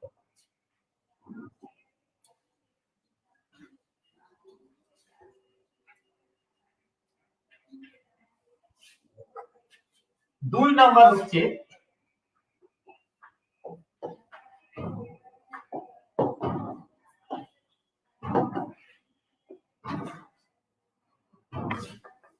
সাময়িক বায়ু। সাময়িক বায়ু হচ্ছে আপনার নির্দিষ্ট সময়ে, মানে কি এটা কি হয়, যেমন হচ্ছে আপনার সমুদ্র বায়ু, সমুদ্র থেকে স্থলভাগের দিকে আসে। স্থল বায়ু দেখা যাচ্ছে সমুদ্র থেকে স্থলভাগ যদি কি থাকে, শীতল থাকে, তাহলে স্থলভাগ থেকে সমুদ্রে বাতাস প্রবাহিত হয়। আবার সমুদ্র যদি স্থলভাগের থেকে উষ্ণ থাকে, তাহলে স্থলভাগ থেকে সমুদ্রে যাবে সমুদ্র শীতল থাকলে সমুদ্র থেকে স্থলভাগের দিকে বাতাস আসবে। পার্বত্য বায়ু, এগুলো হচ্ছে আপনার সাময়িক বায়ু। এখান থেকে তেমন কোনো কোয়েশ্চেন আসে না। 2 নাম্বার, 3 নাম্বার থেকে বেশ কিছু প্রশ্ন আসে। সাময়িক বায়ু একটা আছে, সেটা হচ্ছে একটা প্রশ্ন আসে, sorry I am extremely sorry, সাময়িক বায়ু থেকে একটা কোয়েশ্চেন আসে। সাময়িক বায়ু থেকে একটা কোয়েশ্চেন আসে, সেটা হচ্ছে মৌসুমী বায়ু। বর্ষাকালে, ধরেন গ্রীষ্মকালে দক্ষিণ পূর্ব দিক থেকে, এটা লিখে নিতে পারেন, অনেকবার আসে। সাময়িক বায়ু থেকে একটা কোয়েশ্চেন আসে মৌসুমী বায়ু। শোনেন, শীতকালে গ্রীষ্মকালে হচ্ছে দক্ষিণ দিক থেকে বাতাস আসে, জলীয় বাষ্পপূর্ণ বাতাস হিমালয় পর্বতে বাধা পেয়ে বৃষ্টিপাত ঘটায়। আর শীতকালে পশ্চিম দিক থেকে কি আসে? উত্তর পশ্চিম থেকে বাতাস আসে। বর্ষাকালে এক ওয়েদার, গ্রীষ্ম, বর্ষা, শরৎ, হেমন্ত, শীত, বসন্ত, ষড় ঋতু। আমাদের ষড় ঋতু এইভাবে আর পাওয়া যায় না, রাজশাহী দিনাজপুর অঞ্চল ছাড়া।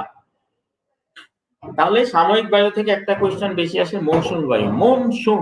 মনসুন বায়ুটা হচ্ছে দক্ষিণ এশিয়া এবং দক্ষিণ পূর্ব এশিয়ার কিছু অংশে প্রবাহিত। আচ্ছা, স্থানীয় বায়ু। স্থানীয় বায়ু থেকে যাবত অনেক কোয়েশ্চেন এসেছে, যেমন সাইমুম।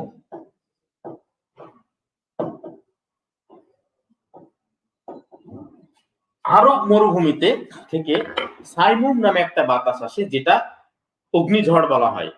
ভূপৃষ্ঠ থেকে 3 মিটার উপর দিয়ে, কোন কোন সময় 3 ফিট উপর দিয়ে এই বাতাসটা কি প্রবাহিত, 3 ফুট থেকে 3 মানে 9 ফুটের মধ্যে এই বাতাসটা প্রবাহিত হয়। কোন কোন সময়ের 50 থেকে, এমনও ইতিহাসে অনেক সময় লক্ষ্য করা গেছে 50 থেকে 70 ডিগ্রি টেম্পারেচার থাকে। এই কারণে উটরা দেখবেন বুঝতে পারে, 100 কিলোমিটার দূরে থেকে উট বুঝতে পারে, উটরা এরকম করে কলাকে নামিয়ে দেয়। তাহলে আরব অঞ্চলে সাইমুম বলে, আরব অঞ্চলে সাইমুম বলে। এই সাইমুমকে লু বলে হচ্ছে থর মরু অঞ্চলে। থর মানে হচ্ছে পাকিস্তানের ভারত। মানে আরব মরুভূমিতে যত গরম হয় তার থেকে অল্প গরম হয় থর মরুভূমিতে। থর মরুভূমি হচ্ছে পাকিস্তান, ইন্ডিয়া। হ্যাঁ, এর থেকে আরেকটু কম জোরে প্রবাহিত হয় গ্রীষ্মকালে। গ্রীষ্মকালে আঁধি।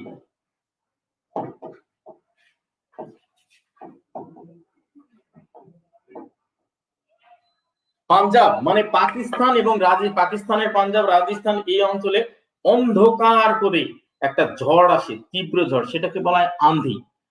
বাংলাদেশে অত দাপটে না হলেও কম না, সেটাকে বলা হয় কালবৈশাখী।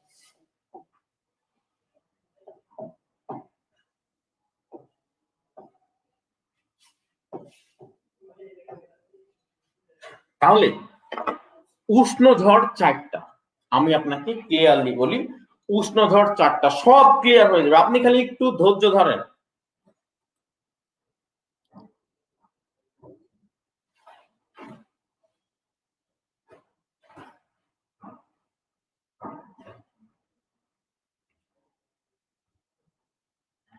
আচ্ছা, ভালো করে লক্ষ্য করেন, সাইমুম, লু, আঁধি, কালবৈশাখী। তাহলে গ্রীষ্মকালে গ্রীষ্ম ঝড় হচ্ছে কয়টা? 4টা। কয়টা? 4টা। মরুভূমিতে সাইমুম, এটা আরব মরুভূমিতে। লু হয় থর মরুভূমিতে। মরুভূমিতে অগ্নিঝড় বলা হয় এটাকে। কোন কোন সময় 50 থেকে 70 ডিগ্রি পর্যন্ত লক্ষ্য করা গেছে টেম্পারেচার। আঁধি হয় রাজস্থানে, পাঞ্জাবে। এই ঝড়টাই কালবৈশাখী নামে বাংলাদেশে প্রচলিত।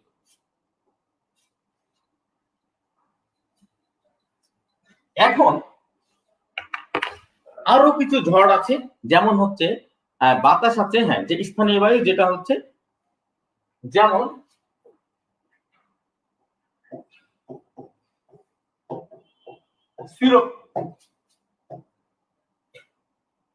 এইটা এসেছে, আমি দেখেছি কয়েক বিসিএস এসেছে, গভর্নমেন্ট বিসিএস বলছি, গভর্নমেন্ট জব গুলোতে শিরোক্ষ। এটা হচ্ছে উত্তর আফ্রিকা দক্ষিণ ইতালি, সিরক্কু। বিশেষ করে মরক্কো অঞ্চলে, মরক্কো আলজেরিয়ার শব্দ সিরক্কু। সিরক্কু মানে হচ্ছে কি বিশেষ বাতাস। মরক্কো সিরক্কু মনে রাখা সোজা। আচ্ছা, এরপরে হচ্ছে আপনারা বই পুস্তকগুলোতে দেখবেন মিস্টার লেখা আছে। মিস্টার বলি না, ওই মিস্টার, এটা হচ্ছে ফ্রান্সে। পম্পেরো, পম্পেরো হয় হচ্ছে দক্ষিণ আমেরিকা। পম্পেরো কোথায় হয়? দক্ষিণ আমেরিকা। ঠিক আছে, গুড। তাহলে সিরক্কু হয় উত্তর আফ্রিকা, মিস্টার হয় ফ্রান্সে, তারপরে পম্পেরো হয় হচ্ছে দক্ষিণ আমেরিকায়। আর থামসিন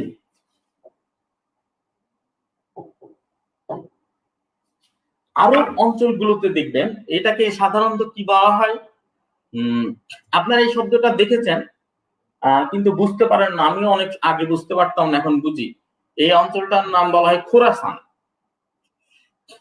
খোরাসানটা আপনার পার্সিয়ান এম্পায়ারের পূর্ব উত্তর অংশ। খোরাসানের মধ্যে আপনার পড়ে পূর্ব ইরান, পাকিস্তান, তারপরে আফগানিস্তান, তাজিকিস্তান, তারপরে উজবেকিস্তান, তুর্কমেনিস্তানের দক্ষিণ অংশ এবং কাশ্মীর অংশ। ওরা হঠাৎ করে বলে সান্নাটা, দুইটা শব্দ প্রায় শোনা যায়। আমি রাজস্থানে যে দেখছি একটা পিচ্চি মেয়ে হঠাৎ চিৎকার করে বলছে আন্ধি আয়ো রে, আন্ধি আয়ো রে করে চিৎকার করছে। বালিয়াড়ির অনেক উপর থেকে আন্ধি আয়ো রে, আন্ধি আয়ো রে করে চিৎকার করছে। মানে কি, এই যে আমরা বললাম কাল বৈশাখী, ওই রকম ঝড় আধার করে আসছে। ওই রকম খোরাসান অঞ্চলে, খোরাসান অঞ্চলে ওরা বলে সান্নাটা, হঠাৎ নীরব নিস্তব্ধ হয়ে যায় এবং অদ্ভুত আকৃতির একটা বাতাস প্রবাহিত হয়। খুব শব্দ করে না, কিন্তু বোঝা যায় যে বাতাসটা তীব্রতা আছে। এইটাকে বলা হয় খামসিন, এটাকে বলা হয় খামসিন। তো এইগুলো এসেছে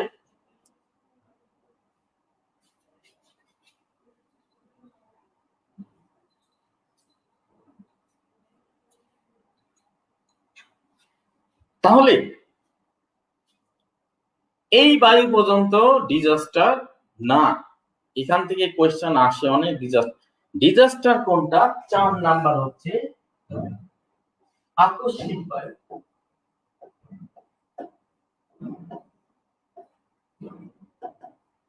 আকস্মিক বায়ু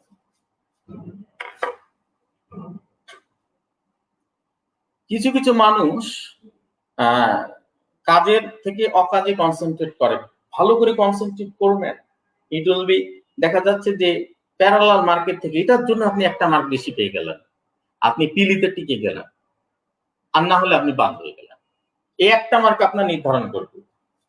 আকস্মিক বায়ু, তাহলে আকস্মিক বায়ু থেকেই সবচেয়ে বেশি কোয়েশ্চেন আসে। আকস্মিক বায়ুটা কি, যেখানে ছোট করে দিয়েছি আমি।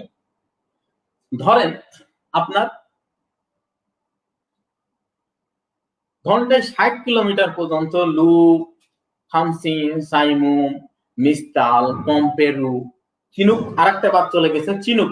চিনুক হচ্ছে রকি পর্বত অঞ্চল। চিনুক সমুদ্র বায়ু, স্থল বায়ু 60 কিলোমিটার পর্যন্ত এটা টলারেটেবল, কিন্তু এইটার ঊর্ধ্বে গেলে আপনার এটা ডিজাস্টারে পড়ে। আচ্ছা, এখন ভালো করে মনে রাখবেন, বললাম যে বাতাস যদি শীতল হয় তাহলে কি হবে, নিচের দিকে নেমে যাবে। আর বাতাস যদি উষ্ণ হয় তাহলে কি হবে, উপরের দিকে উঠে যাবে। ফলে একটা গ্যাপ তৈরি হবে এবং এই গ্যাপ পূরণের জন্য চারিদিককার বাতাস এসে কি করবে, ছুটে এসে ধাক্কা লাগবে। লেগে ওই ধাক্কা লেগে তীব্র বেগে ঘুরতে থাকবে। তাহলে এইটা যদি আপনার 60 থেকে 120 কিলোমিটার বেগে ঘুরে, তাহলে আপনি কি বলবেন,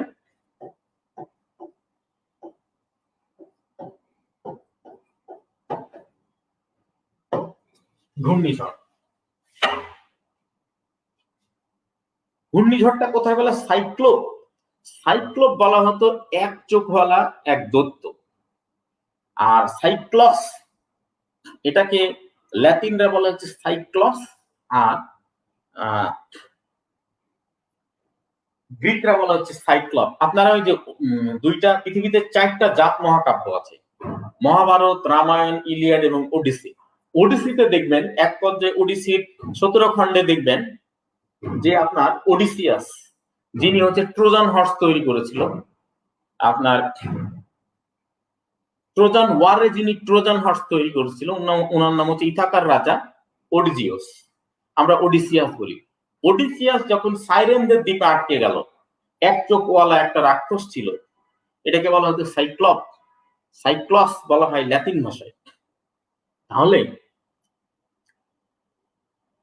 সাইক্লোনটা সাধারণত দক্ষিণ পূর্ব এশিয়া এবং মেডিটেরেনিয়ান অঞ্চলে হয়।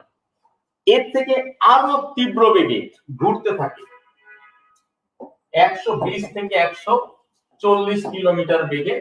এটা হচ্ছে হ্যারিকেন। কোথায়?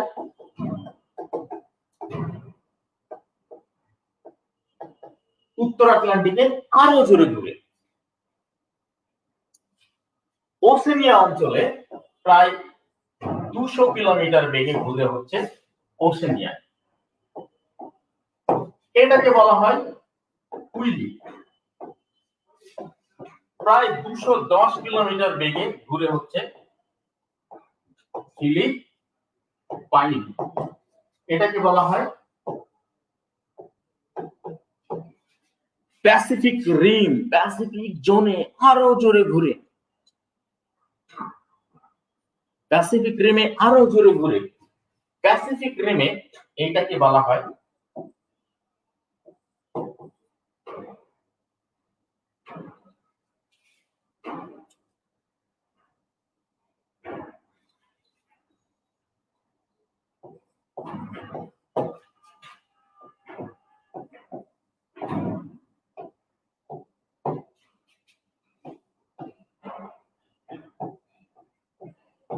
টাইফুন।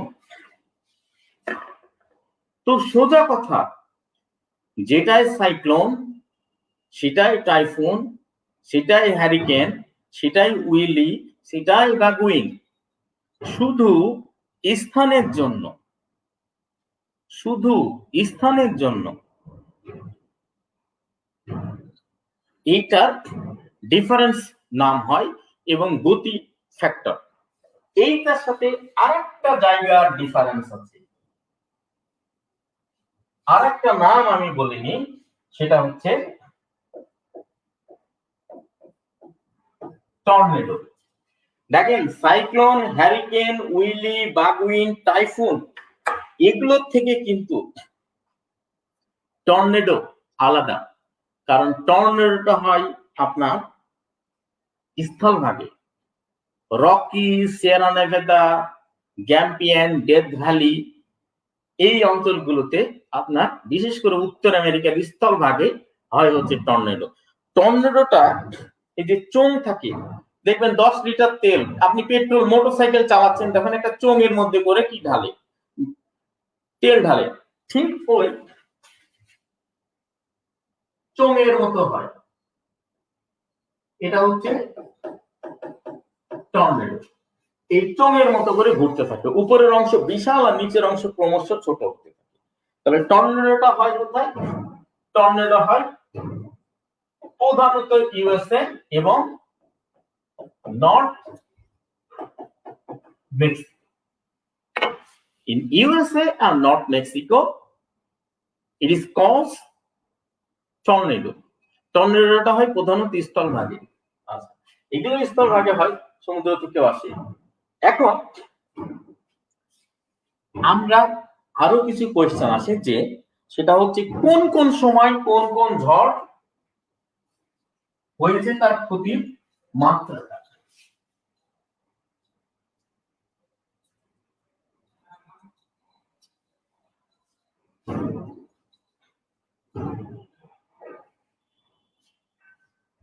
সুন্দর করে বুঝে নেন।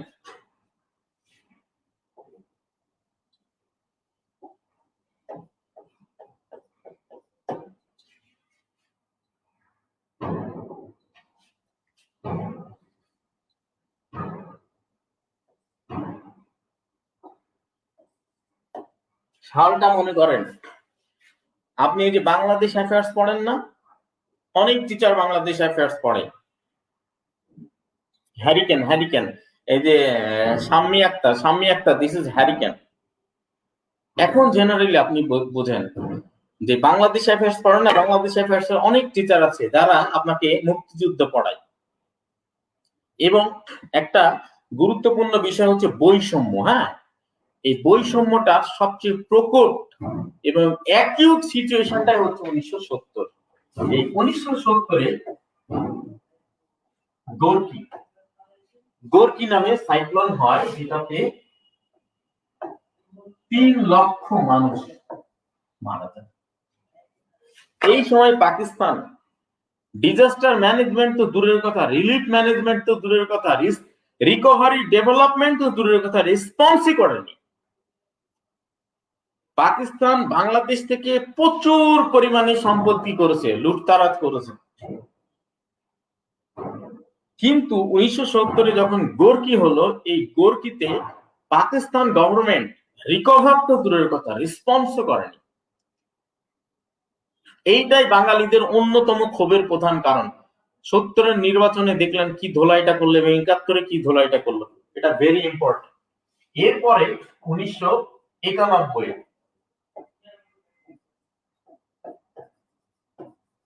আইএমডিতে 1,38,000 মানুষ মারা যায়। এইটা থেকে একটা প্রশ্ন প্রায় এসেছে অনেকবার, সেটা হচ্ছে অপারেশন সি এঞ্জেল। এই যে ক্যাটারিনা, রিটা আছে না, ক্যাটারিনা, আমেরিকানরা হচ্ছে সব হচ্ছে ঝড়গুলোর নাম সাধারণত নারীদের নামে দিয়ে থাকে, মেয়েদের নামে দিয়ে থাকে। এতে মেয়েরা কি খেপে যায়? খেপে না, এতে মেয়েরা ফান ফিল করে। তারা বলে যে আমাদের নাম অনুযায়ী ঝড়ের নাম দেওয়া হয়েছে, টর্নেডো, সাইক্লোন, টাইফুন, এগুলোর নাম দেওয়া হয়েছে। They feel and they say, oh yes, we're so powerful people, that's why people named after cyclone, tornado, typhoon according to my name. I'm so powerful, I'm as destructive as Rita, Katerina, I'm forceful. তারা এটা নিয়ে fun করে।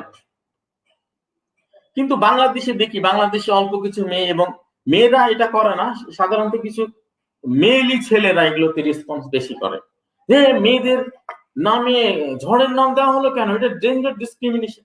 তো this is fun তাকে নিয়েই করেন যাকে আপনি ইম্পর্টেন্স দেন।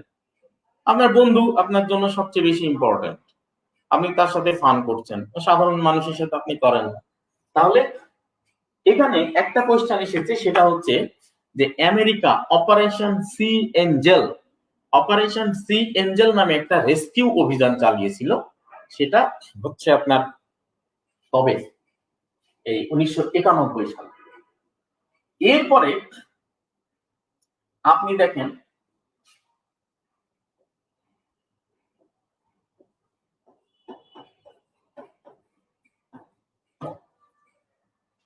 2007 সালে সিডর হলো, প্রায় 2500 মতো মানুষ মারা গেছে। সিডর যখন হয়, আপনি তো বন্যা, Suman Mia, why are you talking about flood? This is not the time for flood, this is cyclone. আচ্ছা, ভালো করে মনোযোগ দেন। 2007 সালে সিডর যখন হয়, তখন কি হলো? 10 লক্ষ লোক মারা যাওয়ার কথা ছিল, কিন্তু in those particular time we were well prepared. আমরা ডিজাস্টার ম্যানেজমেন্ট সম্পর্কে বুঝি, আমাদের মোবাইল নেটওয়ার্ক গুলো কাজ করে, সব মিলে এই সময় দেখলেন আমাদের ক্ষতি প্রায় 2200 থেকে 2500 মানুষ কি করলো, মারা গেল। এরপরে 2015-তে মহাসেন, 2016-তে রেয়ানু, 2017-তে মোরা, 2019-এ বুলবুল, আর 2020-এ আমফান। ভালো করে লক্ষ্য করবেন, সিডরে আমরা অনেক ক্ষতি শিকার যদিও হয়েছি, এই জায়গায় ক্ষতি মাত্র 2 থেকে 5% হয়েছে, মাত্র 2 থেকে 5% হয়েছে। এই যে মহাসেন, রেয়ানো, মোরা, বুলবুল, আমপানে মাত্র ক্ষতি হয়েছে 2.5%। কি কারণে? সরকার আপনাদেরকে কি করছে? ডিজাস্টার ম্যানেজমেন্ট পড়াচ্ছে, এবং সরকার বাংলাদেশের বিভিন্ন বিশ্ববিদ্যালয়ে ডিজাস্টার ম্যানেজমেন্ট সাবজেক্ট চালু করেছে। সরকার এই ব্যাপারে অনেক কনসার্ন। এই কারণে বাংলাদেশকে বলা হয় the poster boy of disaster. এখন আপনি জানবেন যে বন্যা,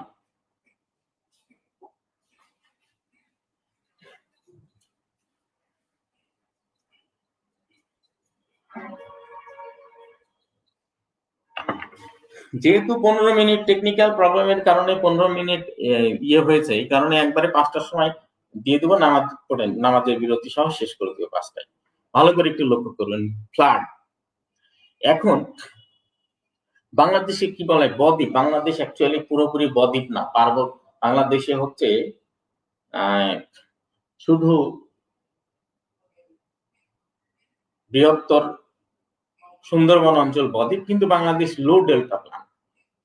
আর বাংলাদেশের উত্তরে দেখবেন একেবারে ওখান থেকে শুরু করে হিমালয়, কুয়েনলুন, কারাকোরাম, আলতাই, ইয়াবলেনয়, তারপর এখানে লুসাই, আরাকান, চতুর্দিকে আপনার দেখবেন যে পর্বত। গ্রীষ্মকালে দক্ষিণ পূর্ব দিক থেকে বাতাস প্রবাহিত হয়, হয়ে আপনার কি হয়, দক্ষিণ পূর্ব দিক থেকে বাতাস প্রবাহিত হয়ে আপনার হিমালয়ে দিয়ে বৃষ্টিপাত হয়।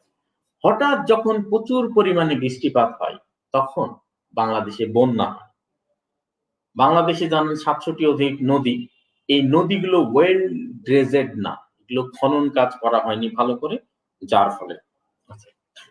তাহলে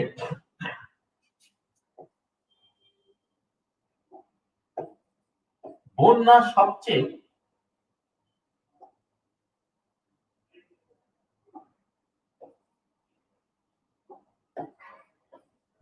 সবচেয়ে মারাত্মক 1987-তে হয়েছে, 3 লক্ষ মানুষ ক্ষতিগ্রস্ত হয়েছে।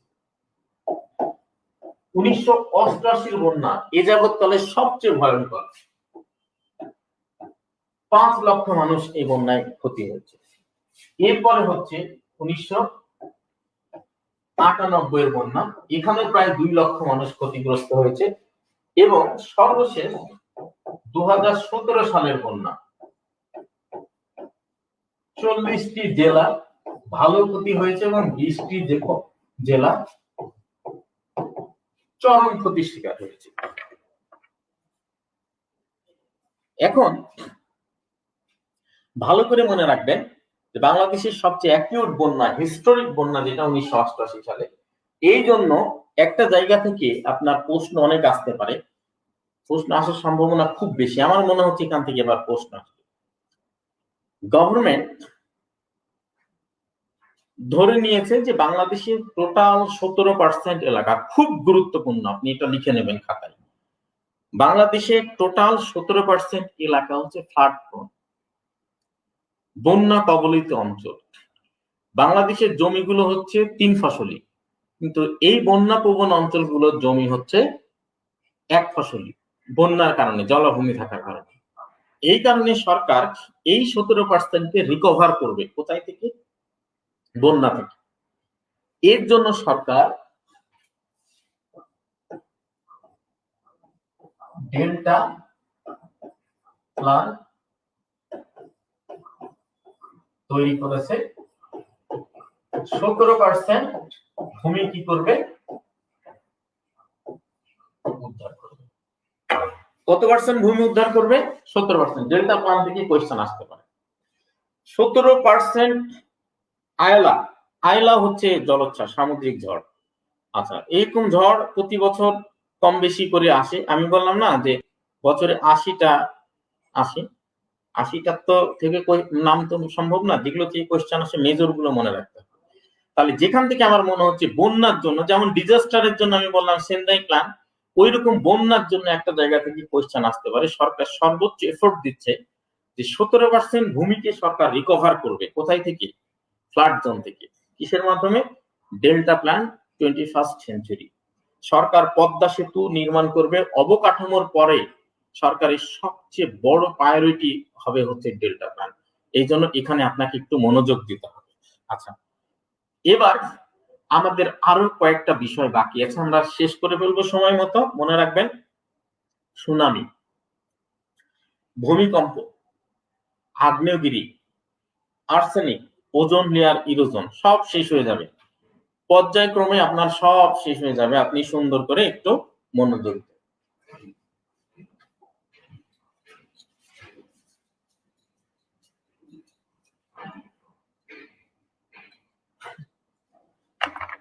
একসাথে আমরা তিনটা জিনিস খুব চমৎকার ভাবে শেষ করে দিব।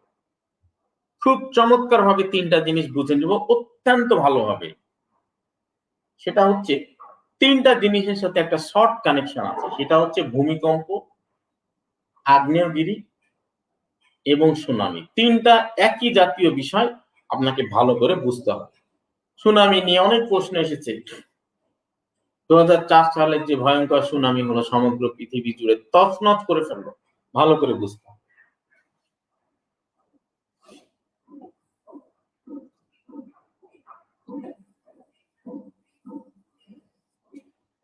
এইটা যদি আমরা ধরি পৃথিবী, তাহলে আমরা মাত্র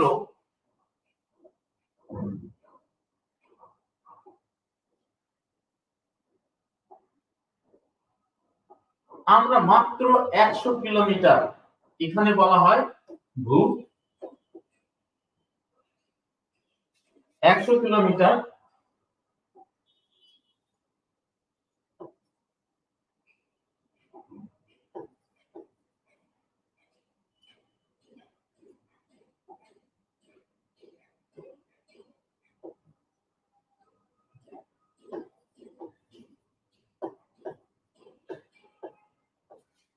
এই অশ্মমণ্ডলের আপনার মাত্র 17 কিলোমিটার।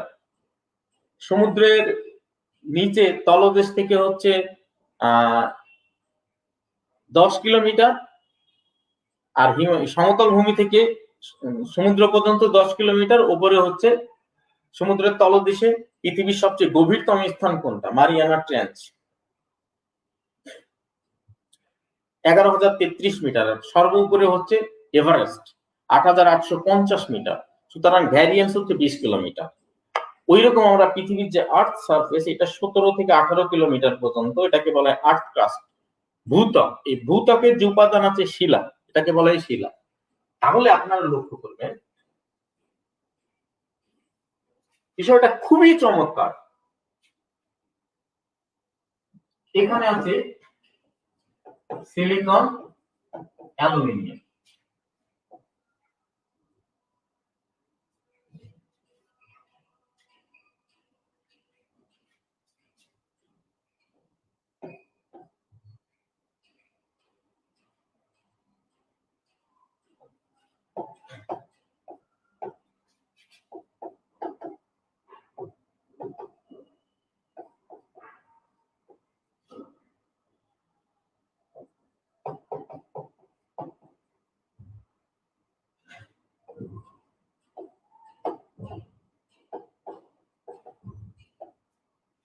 এতটুকু বুঝলে আপনার ভূমিকম্প, আগ্নেয়গিরি, সুনামি ক্লিয়ার হয়ে যাবে। তাহলে এখানে যে পদার্থগুলো আছে,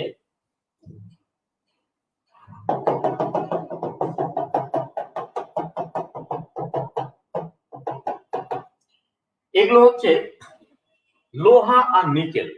এগুলোর টেম্পারেচার হচ্ছে 2000 ডিগ্রি সেলসিয়াস প্লাস থেকে 3000 ডিগ্রি পর্যন্ত।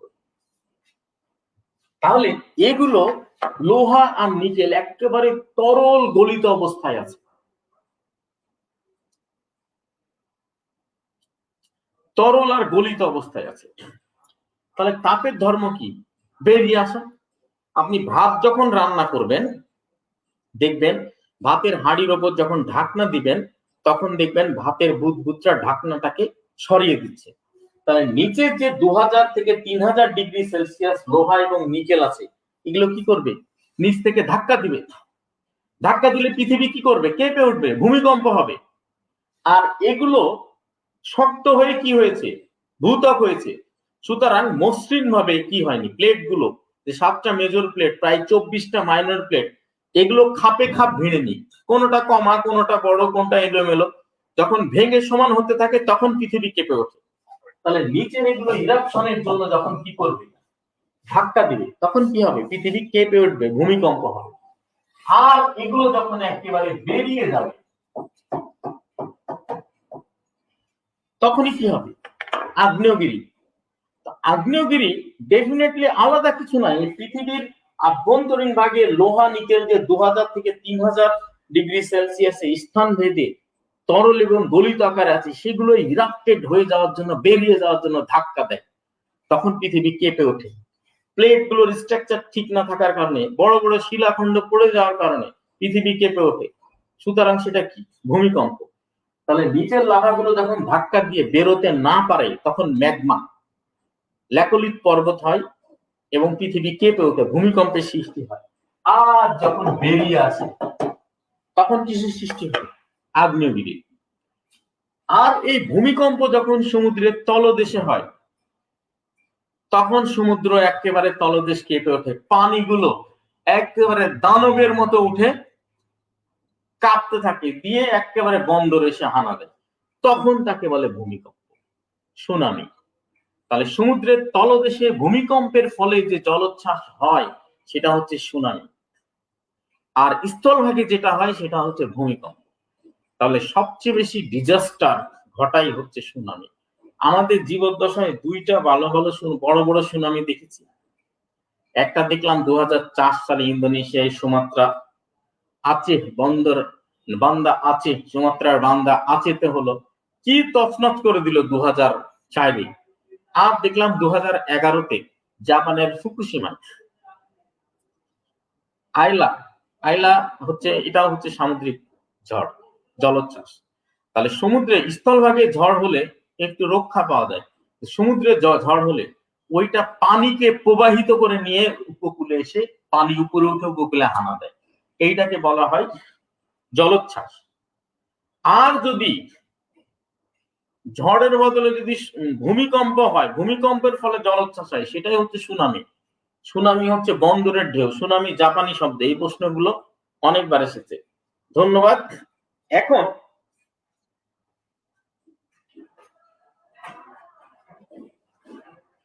আপনার একটা প্রশ্ন এখান থেকে কয়েকবার এসেছে, আমি বলে দিচ্ছি।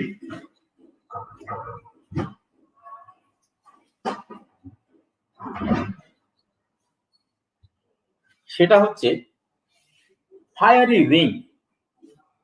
ফায়ারি রিং, ফায়ারি রিং মানে হচ্ছে আপনার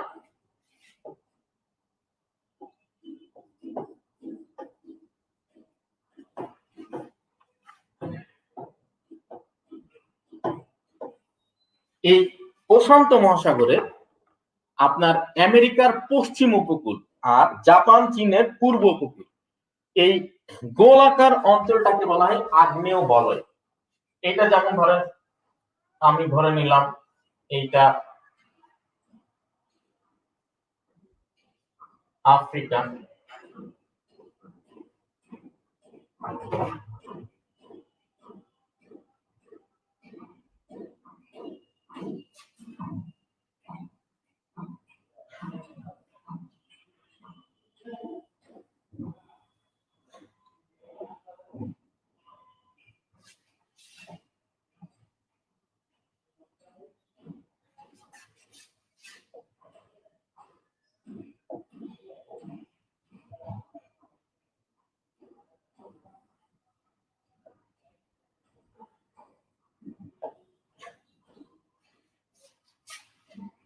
হনশু, কিউশু, শিকোকু, হোক্কাইদো, এটা ধরেন জাপান।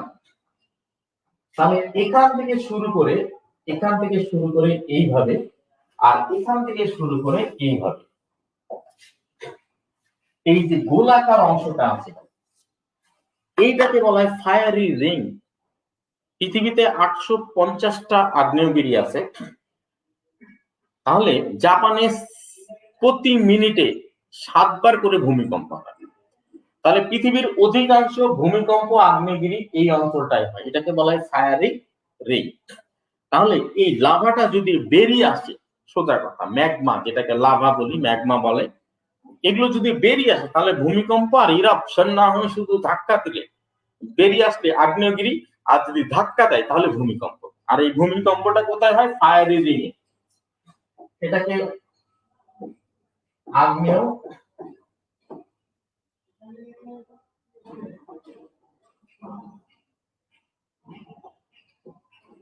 এটাকে বলা হয় আগ্নেয় মেঘলা।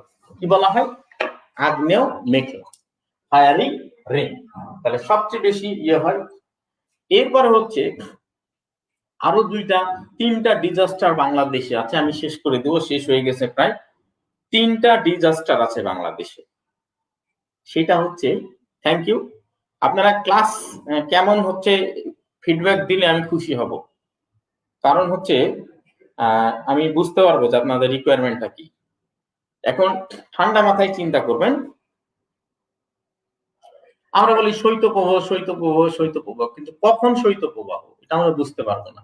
জাস্ট সোজা সিম্পল ডিফিনিশন, আপনার যখন টেম্পারেচার 10-এর নিচে নেমে আসবে তখনই সেটা হবে শৈত্যপ্রবাহ। আর শৈত্যপ্রবাহের সবচেয়ে বড় বেল্ট হচ্ছে রংপুর এবং রাজশাহী বিভাগ। আবার আমরা বলি হচ্ছে ড্রট, খরা। এখন খরা কাকে বলে? খরা, ড্রট প্রন এরিয়া। কোন বছর আমরা খরার বছর ধরবো, এটা কিভাবে বুঝবো? দেখেন, খুব সিম্পল। বাংলাদেশে 203 সেন্টিমিটার, বাংলাদেশে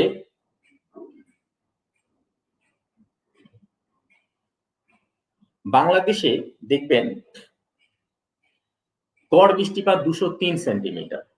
এর যদি অর্ধেকে নেমে আসে, 100-র নিচে নেমে আসে গড় বৃষ্টিপাত, তাহলে বুঝবেন যে এটা ড্রট, খরা।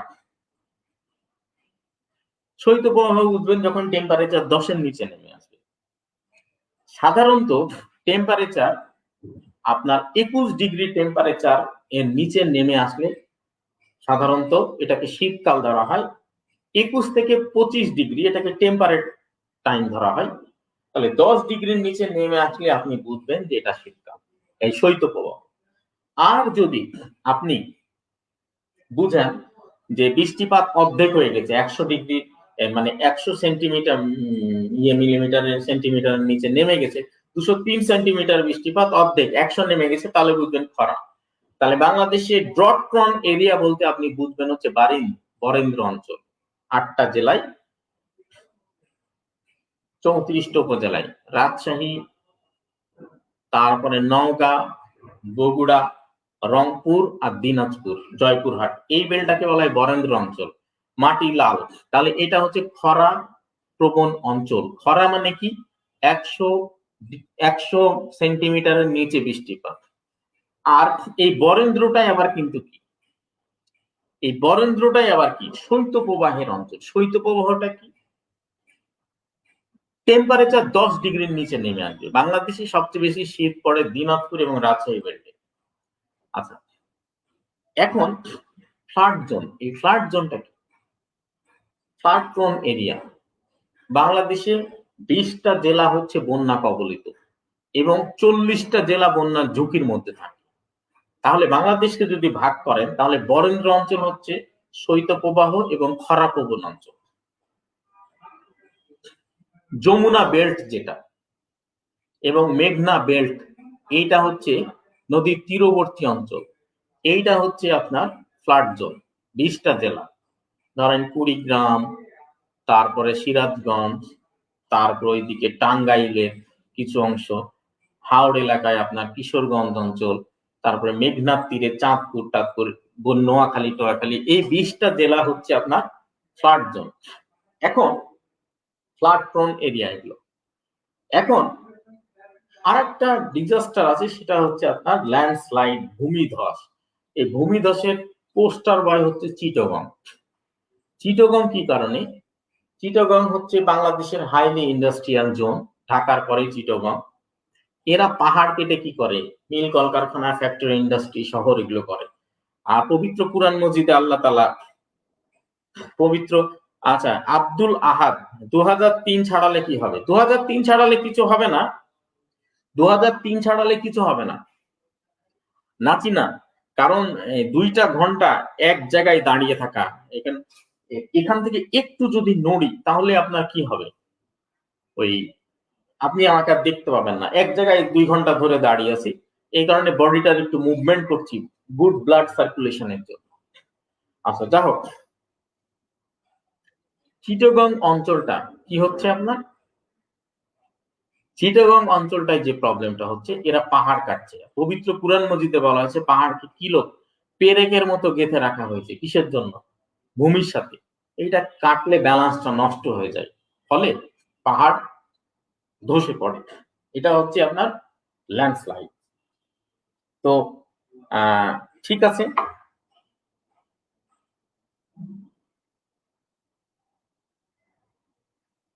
এখন আপনাদেরকে আমি আবার রিক্যাপচুলেট করি খুব মনোযোগ দিয়ে। এখন সব চিন্তা মাথায় থেকে ঝেড়ে ফেলে এখন আবার ভালো করে মনোযোগ দেন।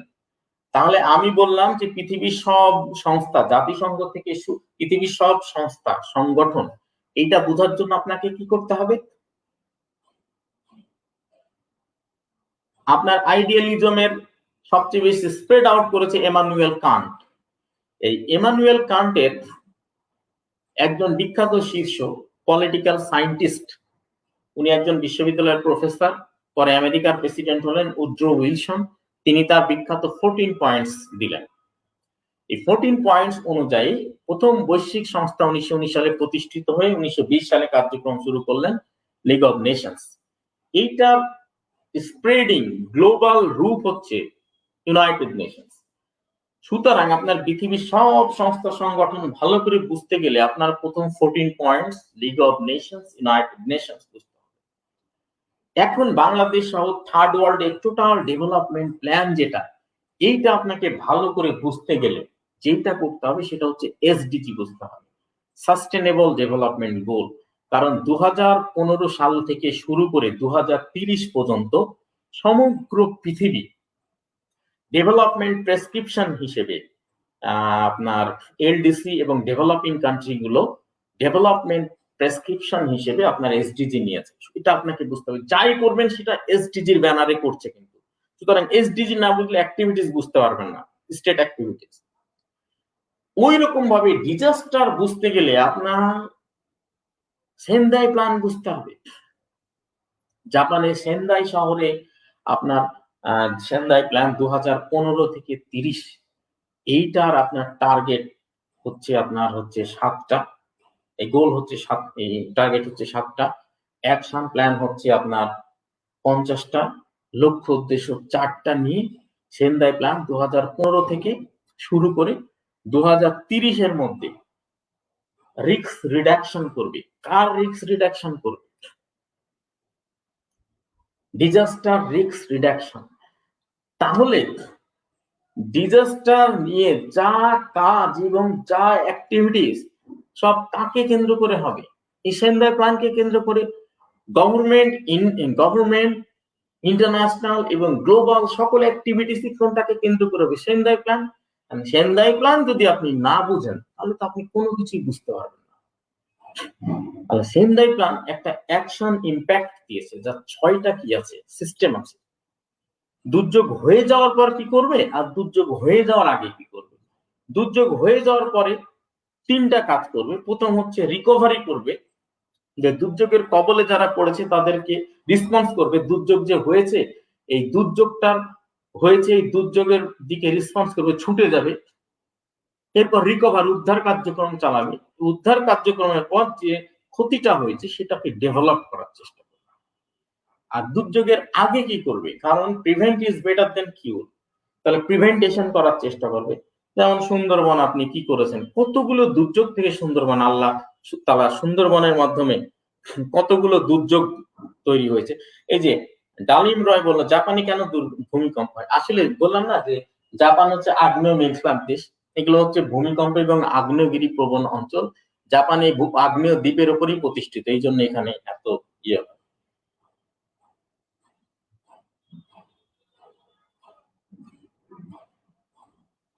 আচ্ছা, এখন যেটা বলছিলাম, দুর্যোগের পরে ওগুলো করব, দুর্যোগের আগে কি করব? Prevent is better then cure. তাহলে আমাকে কি করতে হবে? প্রিভেন্টেশন করতে হবে। প্রিভেন্টেশন করার পরে দুর্যোগ অপরিহার্য, এগুলো থেকে আমরা, মানুষের ক্ষমতা নাই আগ্নেয়গিরি, ভূমিকম্প, টর্নেডো, টাইফুন, সাইক্লোন, হ্যারিকেন এগুলোকে প্রতিহত করা। এই জন্য মিটিগেশন কিছুটা কমানোর চেষ্টা করতে হবে, মিটিগেট করতে হবে। এরপরে আপনি প্রিপেয়ারনেস, প্রস্তুতি নিয়ে রাখতে হবে। তাহলে প্রস্তুতি নিলেন, তাহলে এই ডিজাস্টার ইম্প্যাক্ট আপনাকে ভালো করে জানতে হবে। এরপরে যেটা ডিজাস্টার, ডিজাস্টার সোজা সিম্পল হিসাব তিন ধরনের। একটা হচ্ছে স্থলভাগ বাতাস থেকে, একটা হচ্ছে স্থলভাগের নিচ থেকে ভূমিকম্প, আগ্নেয়গিরি, সুনামি এগুলো, আর আরেকটা হচ্ছে সমুদ্র থেকে। তো স্থলভাগের ডিজাস্টার গুলো বোঝার জন্য, স্থলভাগের ডিজাস্টার গুলো বোঝার জন্য আপনাকে যে কাজটা করতে হবে সেটা বায়ু প্রবাহ। তাহলে কয় ধরনের বায়ু প্রবাহ? চার ধরনের। নিয়ত বায়ু প্রবাহ, সাময়িক বায়ু, স্থানীয় বায়ু, এই তিনটা হচ্ছে এনভায়রনমেন্ট এবং এনভায়রনমেন্ট ডিগ্রেডেশন হ্যাজার্ড বলতে পারেন সামটাইমস, কিন্তু ডিজাস্টার না। ডিজাস্টার কোনটা? আকস্মিক বায়ু, যেমন টর্নেডো, টাইফুন, হ্যারিকেন, সাইক্লোন সব। কি জন্য? হঠাৎ করে বাতাস যদি শীতল হয়, নিচের দিকে নামে, এই গ্যাপ পূরণের জন্য চারিদিককার বাতাস ছুটে এসে ধাক্কা লাগবে এবং ঘুরতে থাকবে। টর্নেডো, টাইফুন, সাইক্লোন, হ্যারিকেন এগুলো হবে। আবার যদি হঠাৎ করে বাতাস কি হয়ে যায়, উষ্ণ হয়ে যায়, অনেক উপর উঠবে, চারিদিকের বাতাস এসে ধাক্কা লাগবে এবং ঘুরতে থাকবে। এরপরে আরেক ধরনের ডিজাস্টার হয় সমুদ্র থেকে, জলোচ্ছ্বাস হয়, জলোচ্ছ্বাস জাতীয় জিনিস। আর এই ঝড় আসলে তার সাথে বৃষ্টি হবে, ফলে বন্যা হবে। আবার আরেক ধরনের, তৃতীয় ধরনের ডিজাস্টার হয় পৃথিবীর আভ্যন্তর থেকে, উত্তপ্ত গলিত পদার্থ। হ্যাঁ, উত্তপ্ত এবং গলিত পদার্থ, থ্যাংক ইউ। উত্তপ্ত এবং গলিত পদার্থ সবসময় ম্যাগমা এবং লাভা গুলো ধাক্কা দিচ্ছে, ফলে পৃথিবী কেঁপে উঠছে, সৃষ্টি হচ্ছে কিসের? ভূমিকম্পের। আর খারাপ এভাবে। আর যদি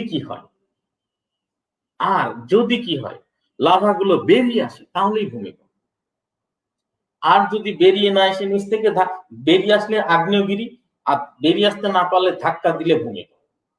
তাহলে ডিজাস্টার ম্যানেজমেন্ট 4 বছরের একটা কোর্স, অনার্স, এবং 1 বছরের মাস্টার্স। এই ডিজাস্টারের আরো অনেক সাব সাবজেক্ট আছে। It's a big matters. তাহলে প্রাইমারি কিছু আপনার আইডিয়া এসেছে। এখন এই আইডিয়া গুলোকে আপনাকে সুন্দরভাবে এক্সিকিউট করে আপনাকে যে কাজটা করতে হবে, এগুলো নিয়ে আপনার প্রিপারেশনটা স্টার্ট করতে হবে। তাহলে দেখবেন বিষয়গুলো ক্লিয়ার হয়ে গেল। আমি দেখছি প্ল্যানটা বললাম, কিছুক্ষণ আগে বললাম।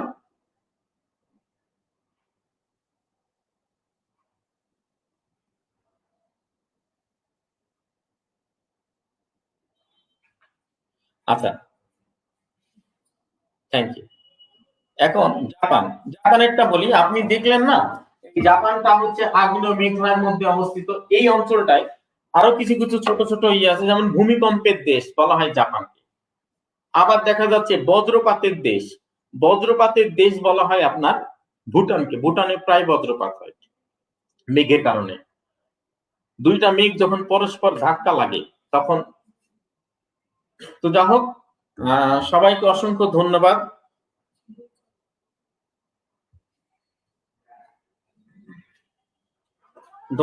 আপনাদের ক্লাস কমপ্লিমেন্টের জন্য অসংখ্য আপনাদেরকে ধন্যবাদ। আসলে আমার মতো মানুষের ক্লাসে আপনারা এই 2 ঘন্টা ধরে 300 জন মানুষ অপেক্ষা করে আছেন। It's a big achievement for me. Just think over a little that few people are amateur, and as a student, study is your main duties and responsibilities. Student is not an amateur thing. Student is a name of professions. And the professional responsibility of a student is a study. I'm a professional. I'm a professional of BCS Confidence. And if I'm a professional of, that Bangla Bank or etc. types of institution and organization, my working hour will be 8 to 10 hours. So you are a student, you are a professional, so your responsibility is a study. So you should have to keep your concentration for reading, writing, and memorizing and learning things at least 10 hours in a day. No amateur people can be succeed. You should have to be professional. If you have a love, you can read. If you have an emotion, you can surpass preliminary examination. And if you have a passion, you can surpass written. And if you have a craze, do or die, karenge ya marenge, now or never, this sort of passion, this sort of craze you have, then you can surpass every examination of your life. Don't keep your concentration to X, Y, and Z things. Don't bother, don't respond with any kind of situation, symptom, and system. You should have to be pragmatic, as pragmatic just like Himalaya mountains. You just know one important thing, just your career. And after achieving your target and goal of your career, you can diverse everywhere else. People will respect you. You are professional people. So thank you very much. 41তম লিখিত seminar 12 তারিখে হবে। একটা ঘোষণা আছে 8ই December রাত 8টা। আচ্ছা, 41তম লিখিত seminar 12ই December রাত 8টায় হবে। আপনারা করবেন, আলোচক থাকবে রাজু ভাই, আমাদের রাজু ভাই এবং উপপরিচালক জসিম ভাই। Listen, one idea can change your life and one misbehavior can change your wife. So choose your word carefully to save your wife and choose your plan carefully to achieve your career. ছোট্ট প্রবাদ, একটা idea আপনার total career গোলটাকে change করে দিতে পারে। এবং রাজু ভাই হচ্ছে ক্যারিজমেটিক পিপল, তার প্রতিটা কথাবার্তা আপনার একটা লাইভ মোটিভেশন। জসিম ভাই ফুল প্রফেশনাল পিপল, উনি অত্যন্ত চমৎকার করে আপনার সব কিছুকে হাতের মুঠোয় এনে দেয়। He is a good people, both are intelligent and expert. তাহলে এই প্রফেশনালরা যেগুলো বলছে আপনার এলোমেলো অনেক কিছুকে গুছিয়ে এনে দিবে। সুতরাং 2টা ঘন্টা লাইফে অনেক ব্যয় করেন, 2টা ঘন্টায় সেমিনারটা করলে one idea can change your life. তো থ্যাংক ইউ ভেরি মাচ। আসসালামু আলাইকুম, সবাইকে শুভেচ্ছা। আমার জন্য দোয়া করবেন, আপনাদের জন্য দোয়া থাকলো। Thank you.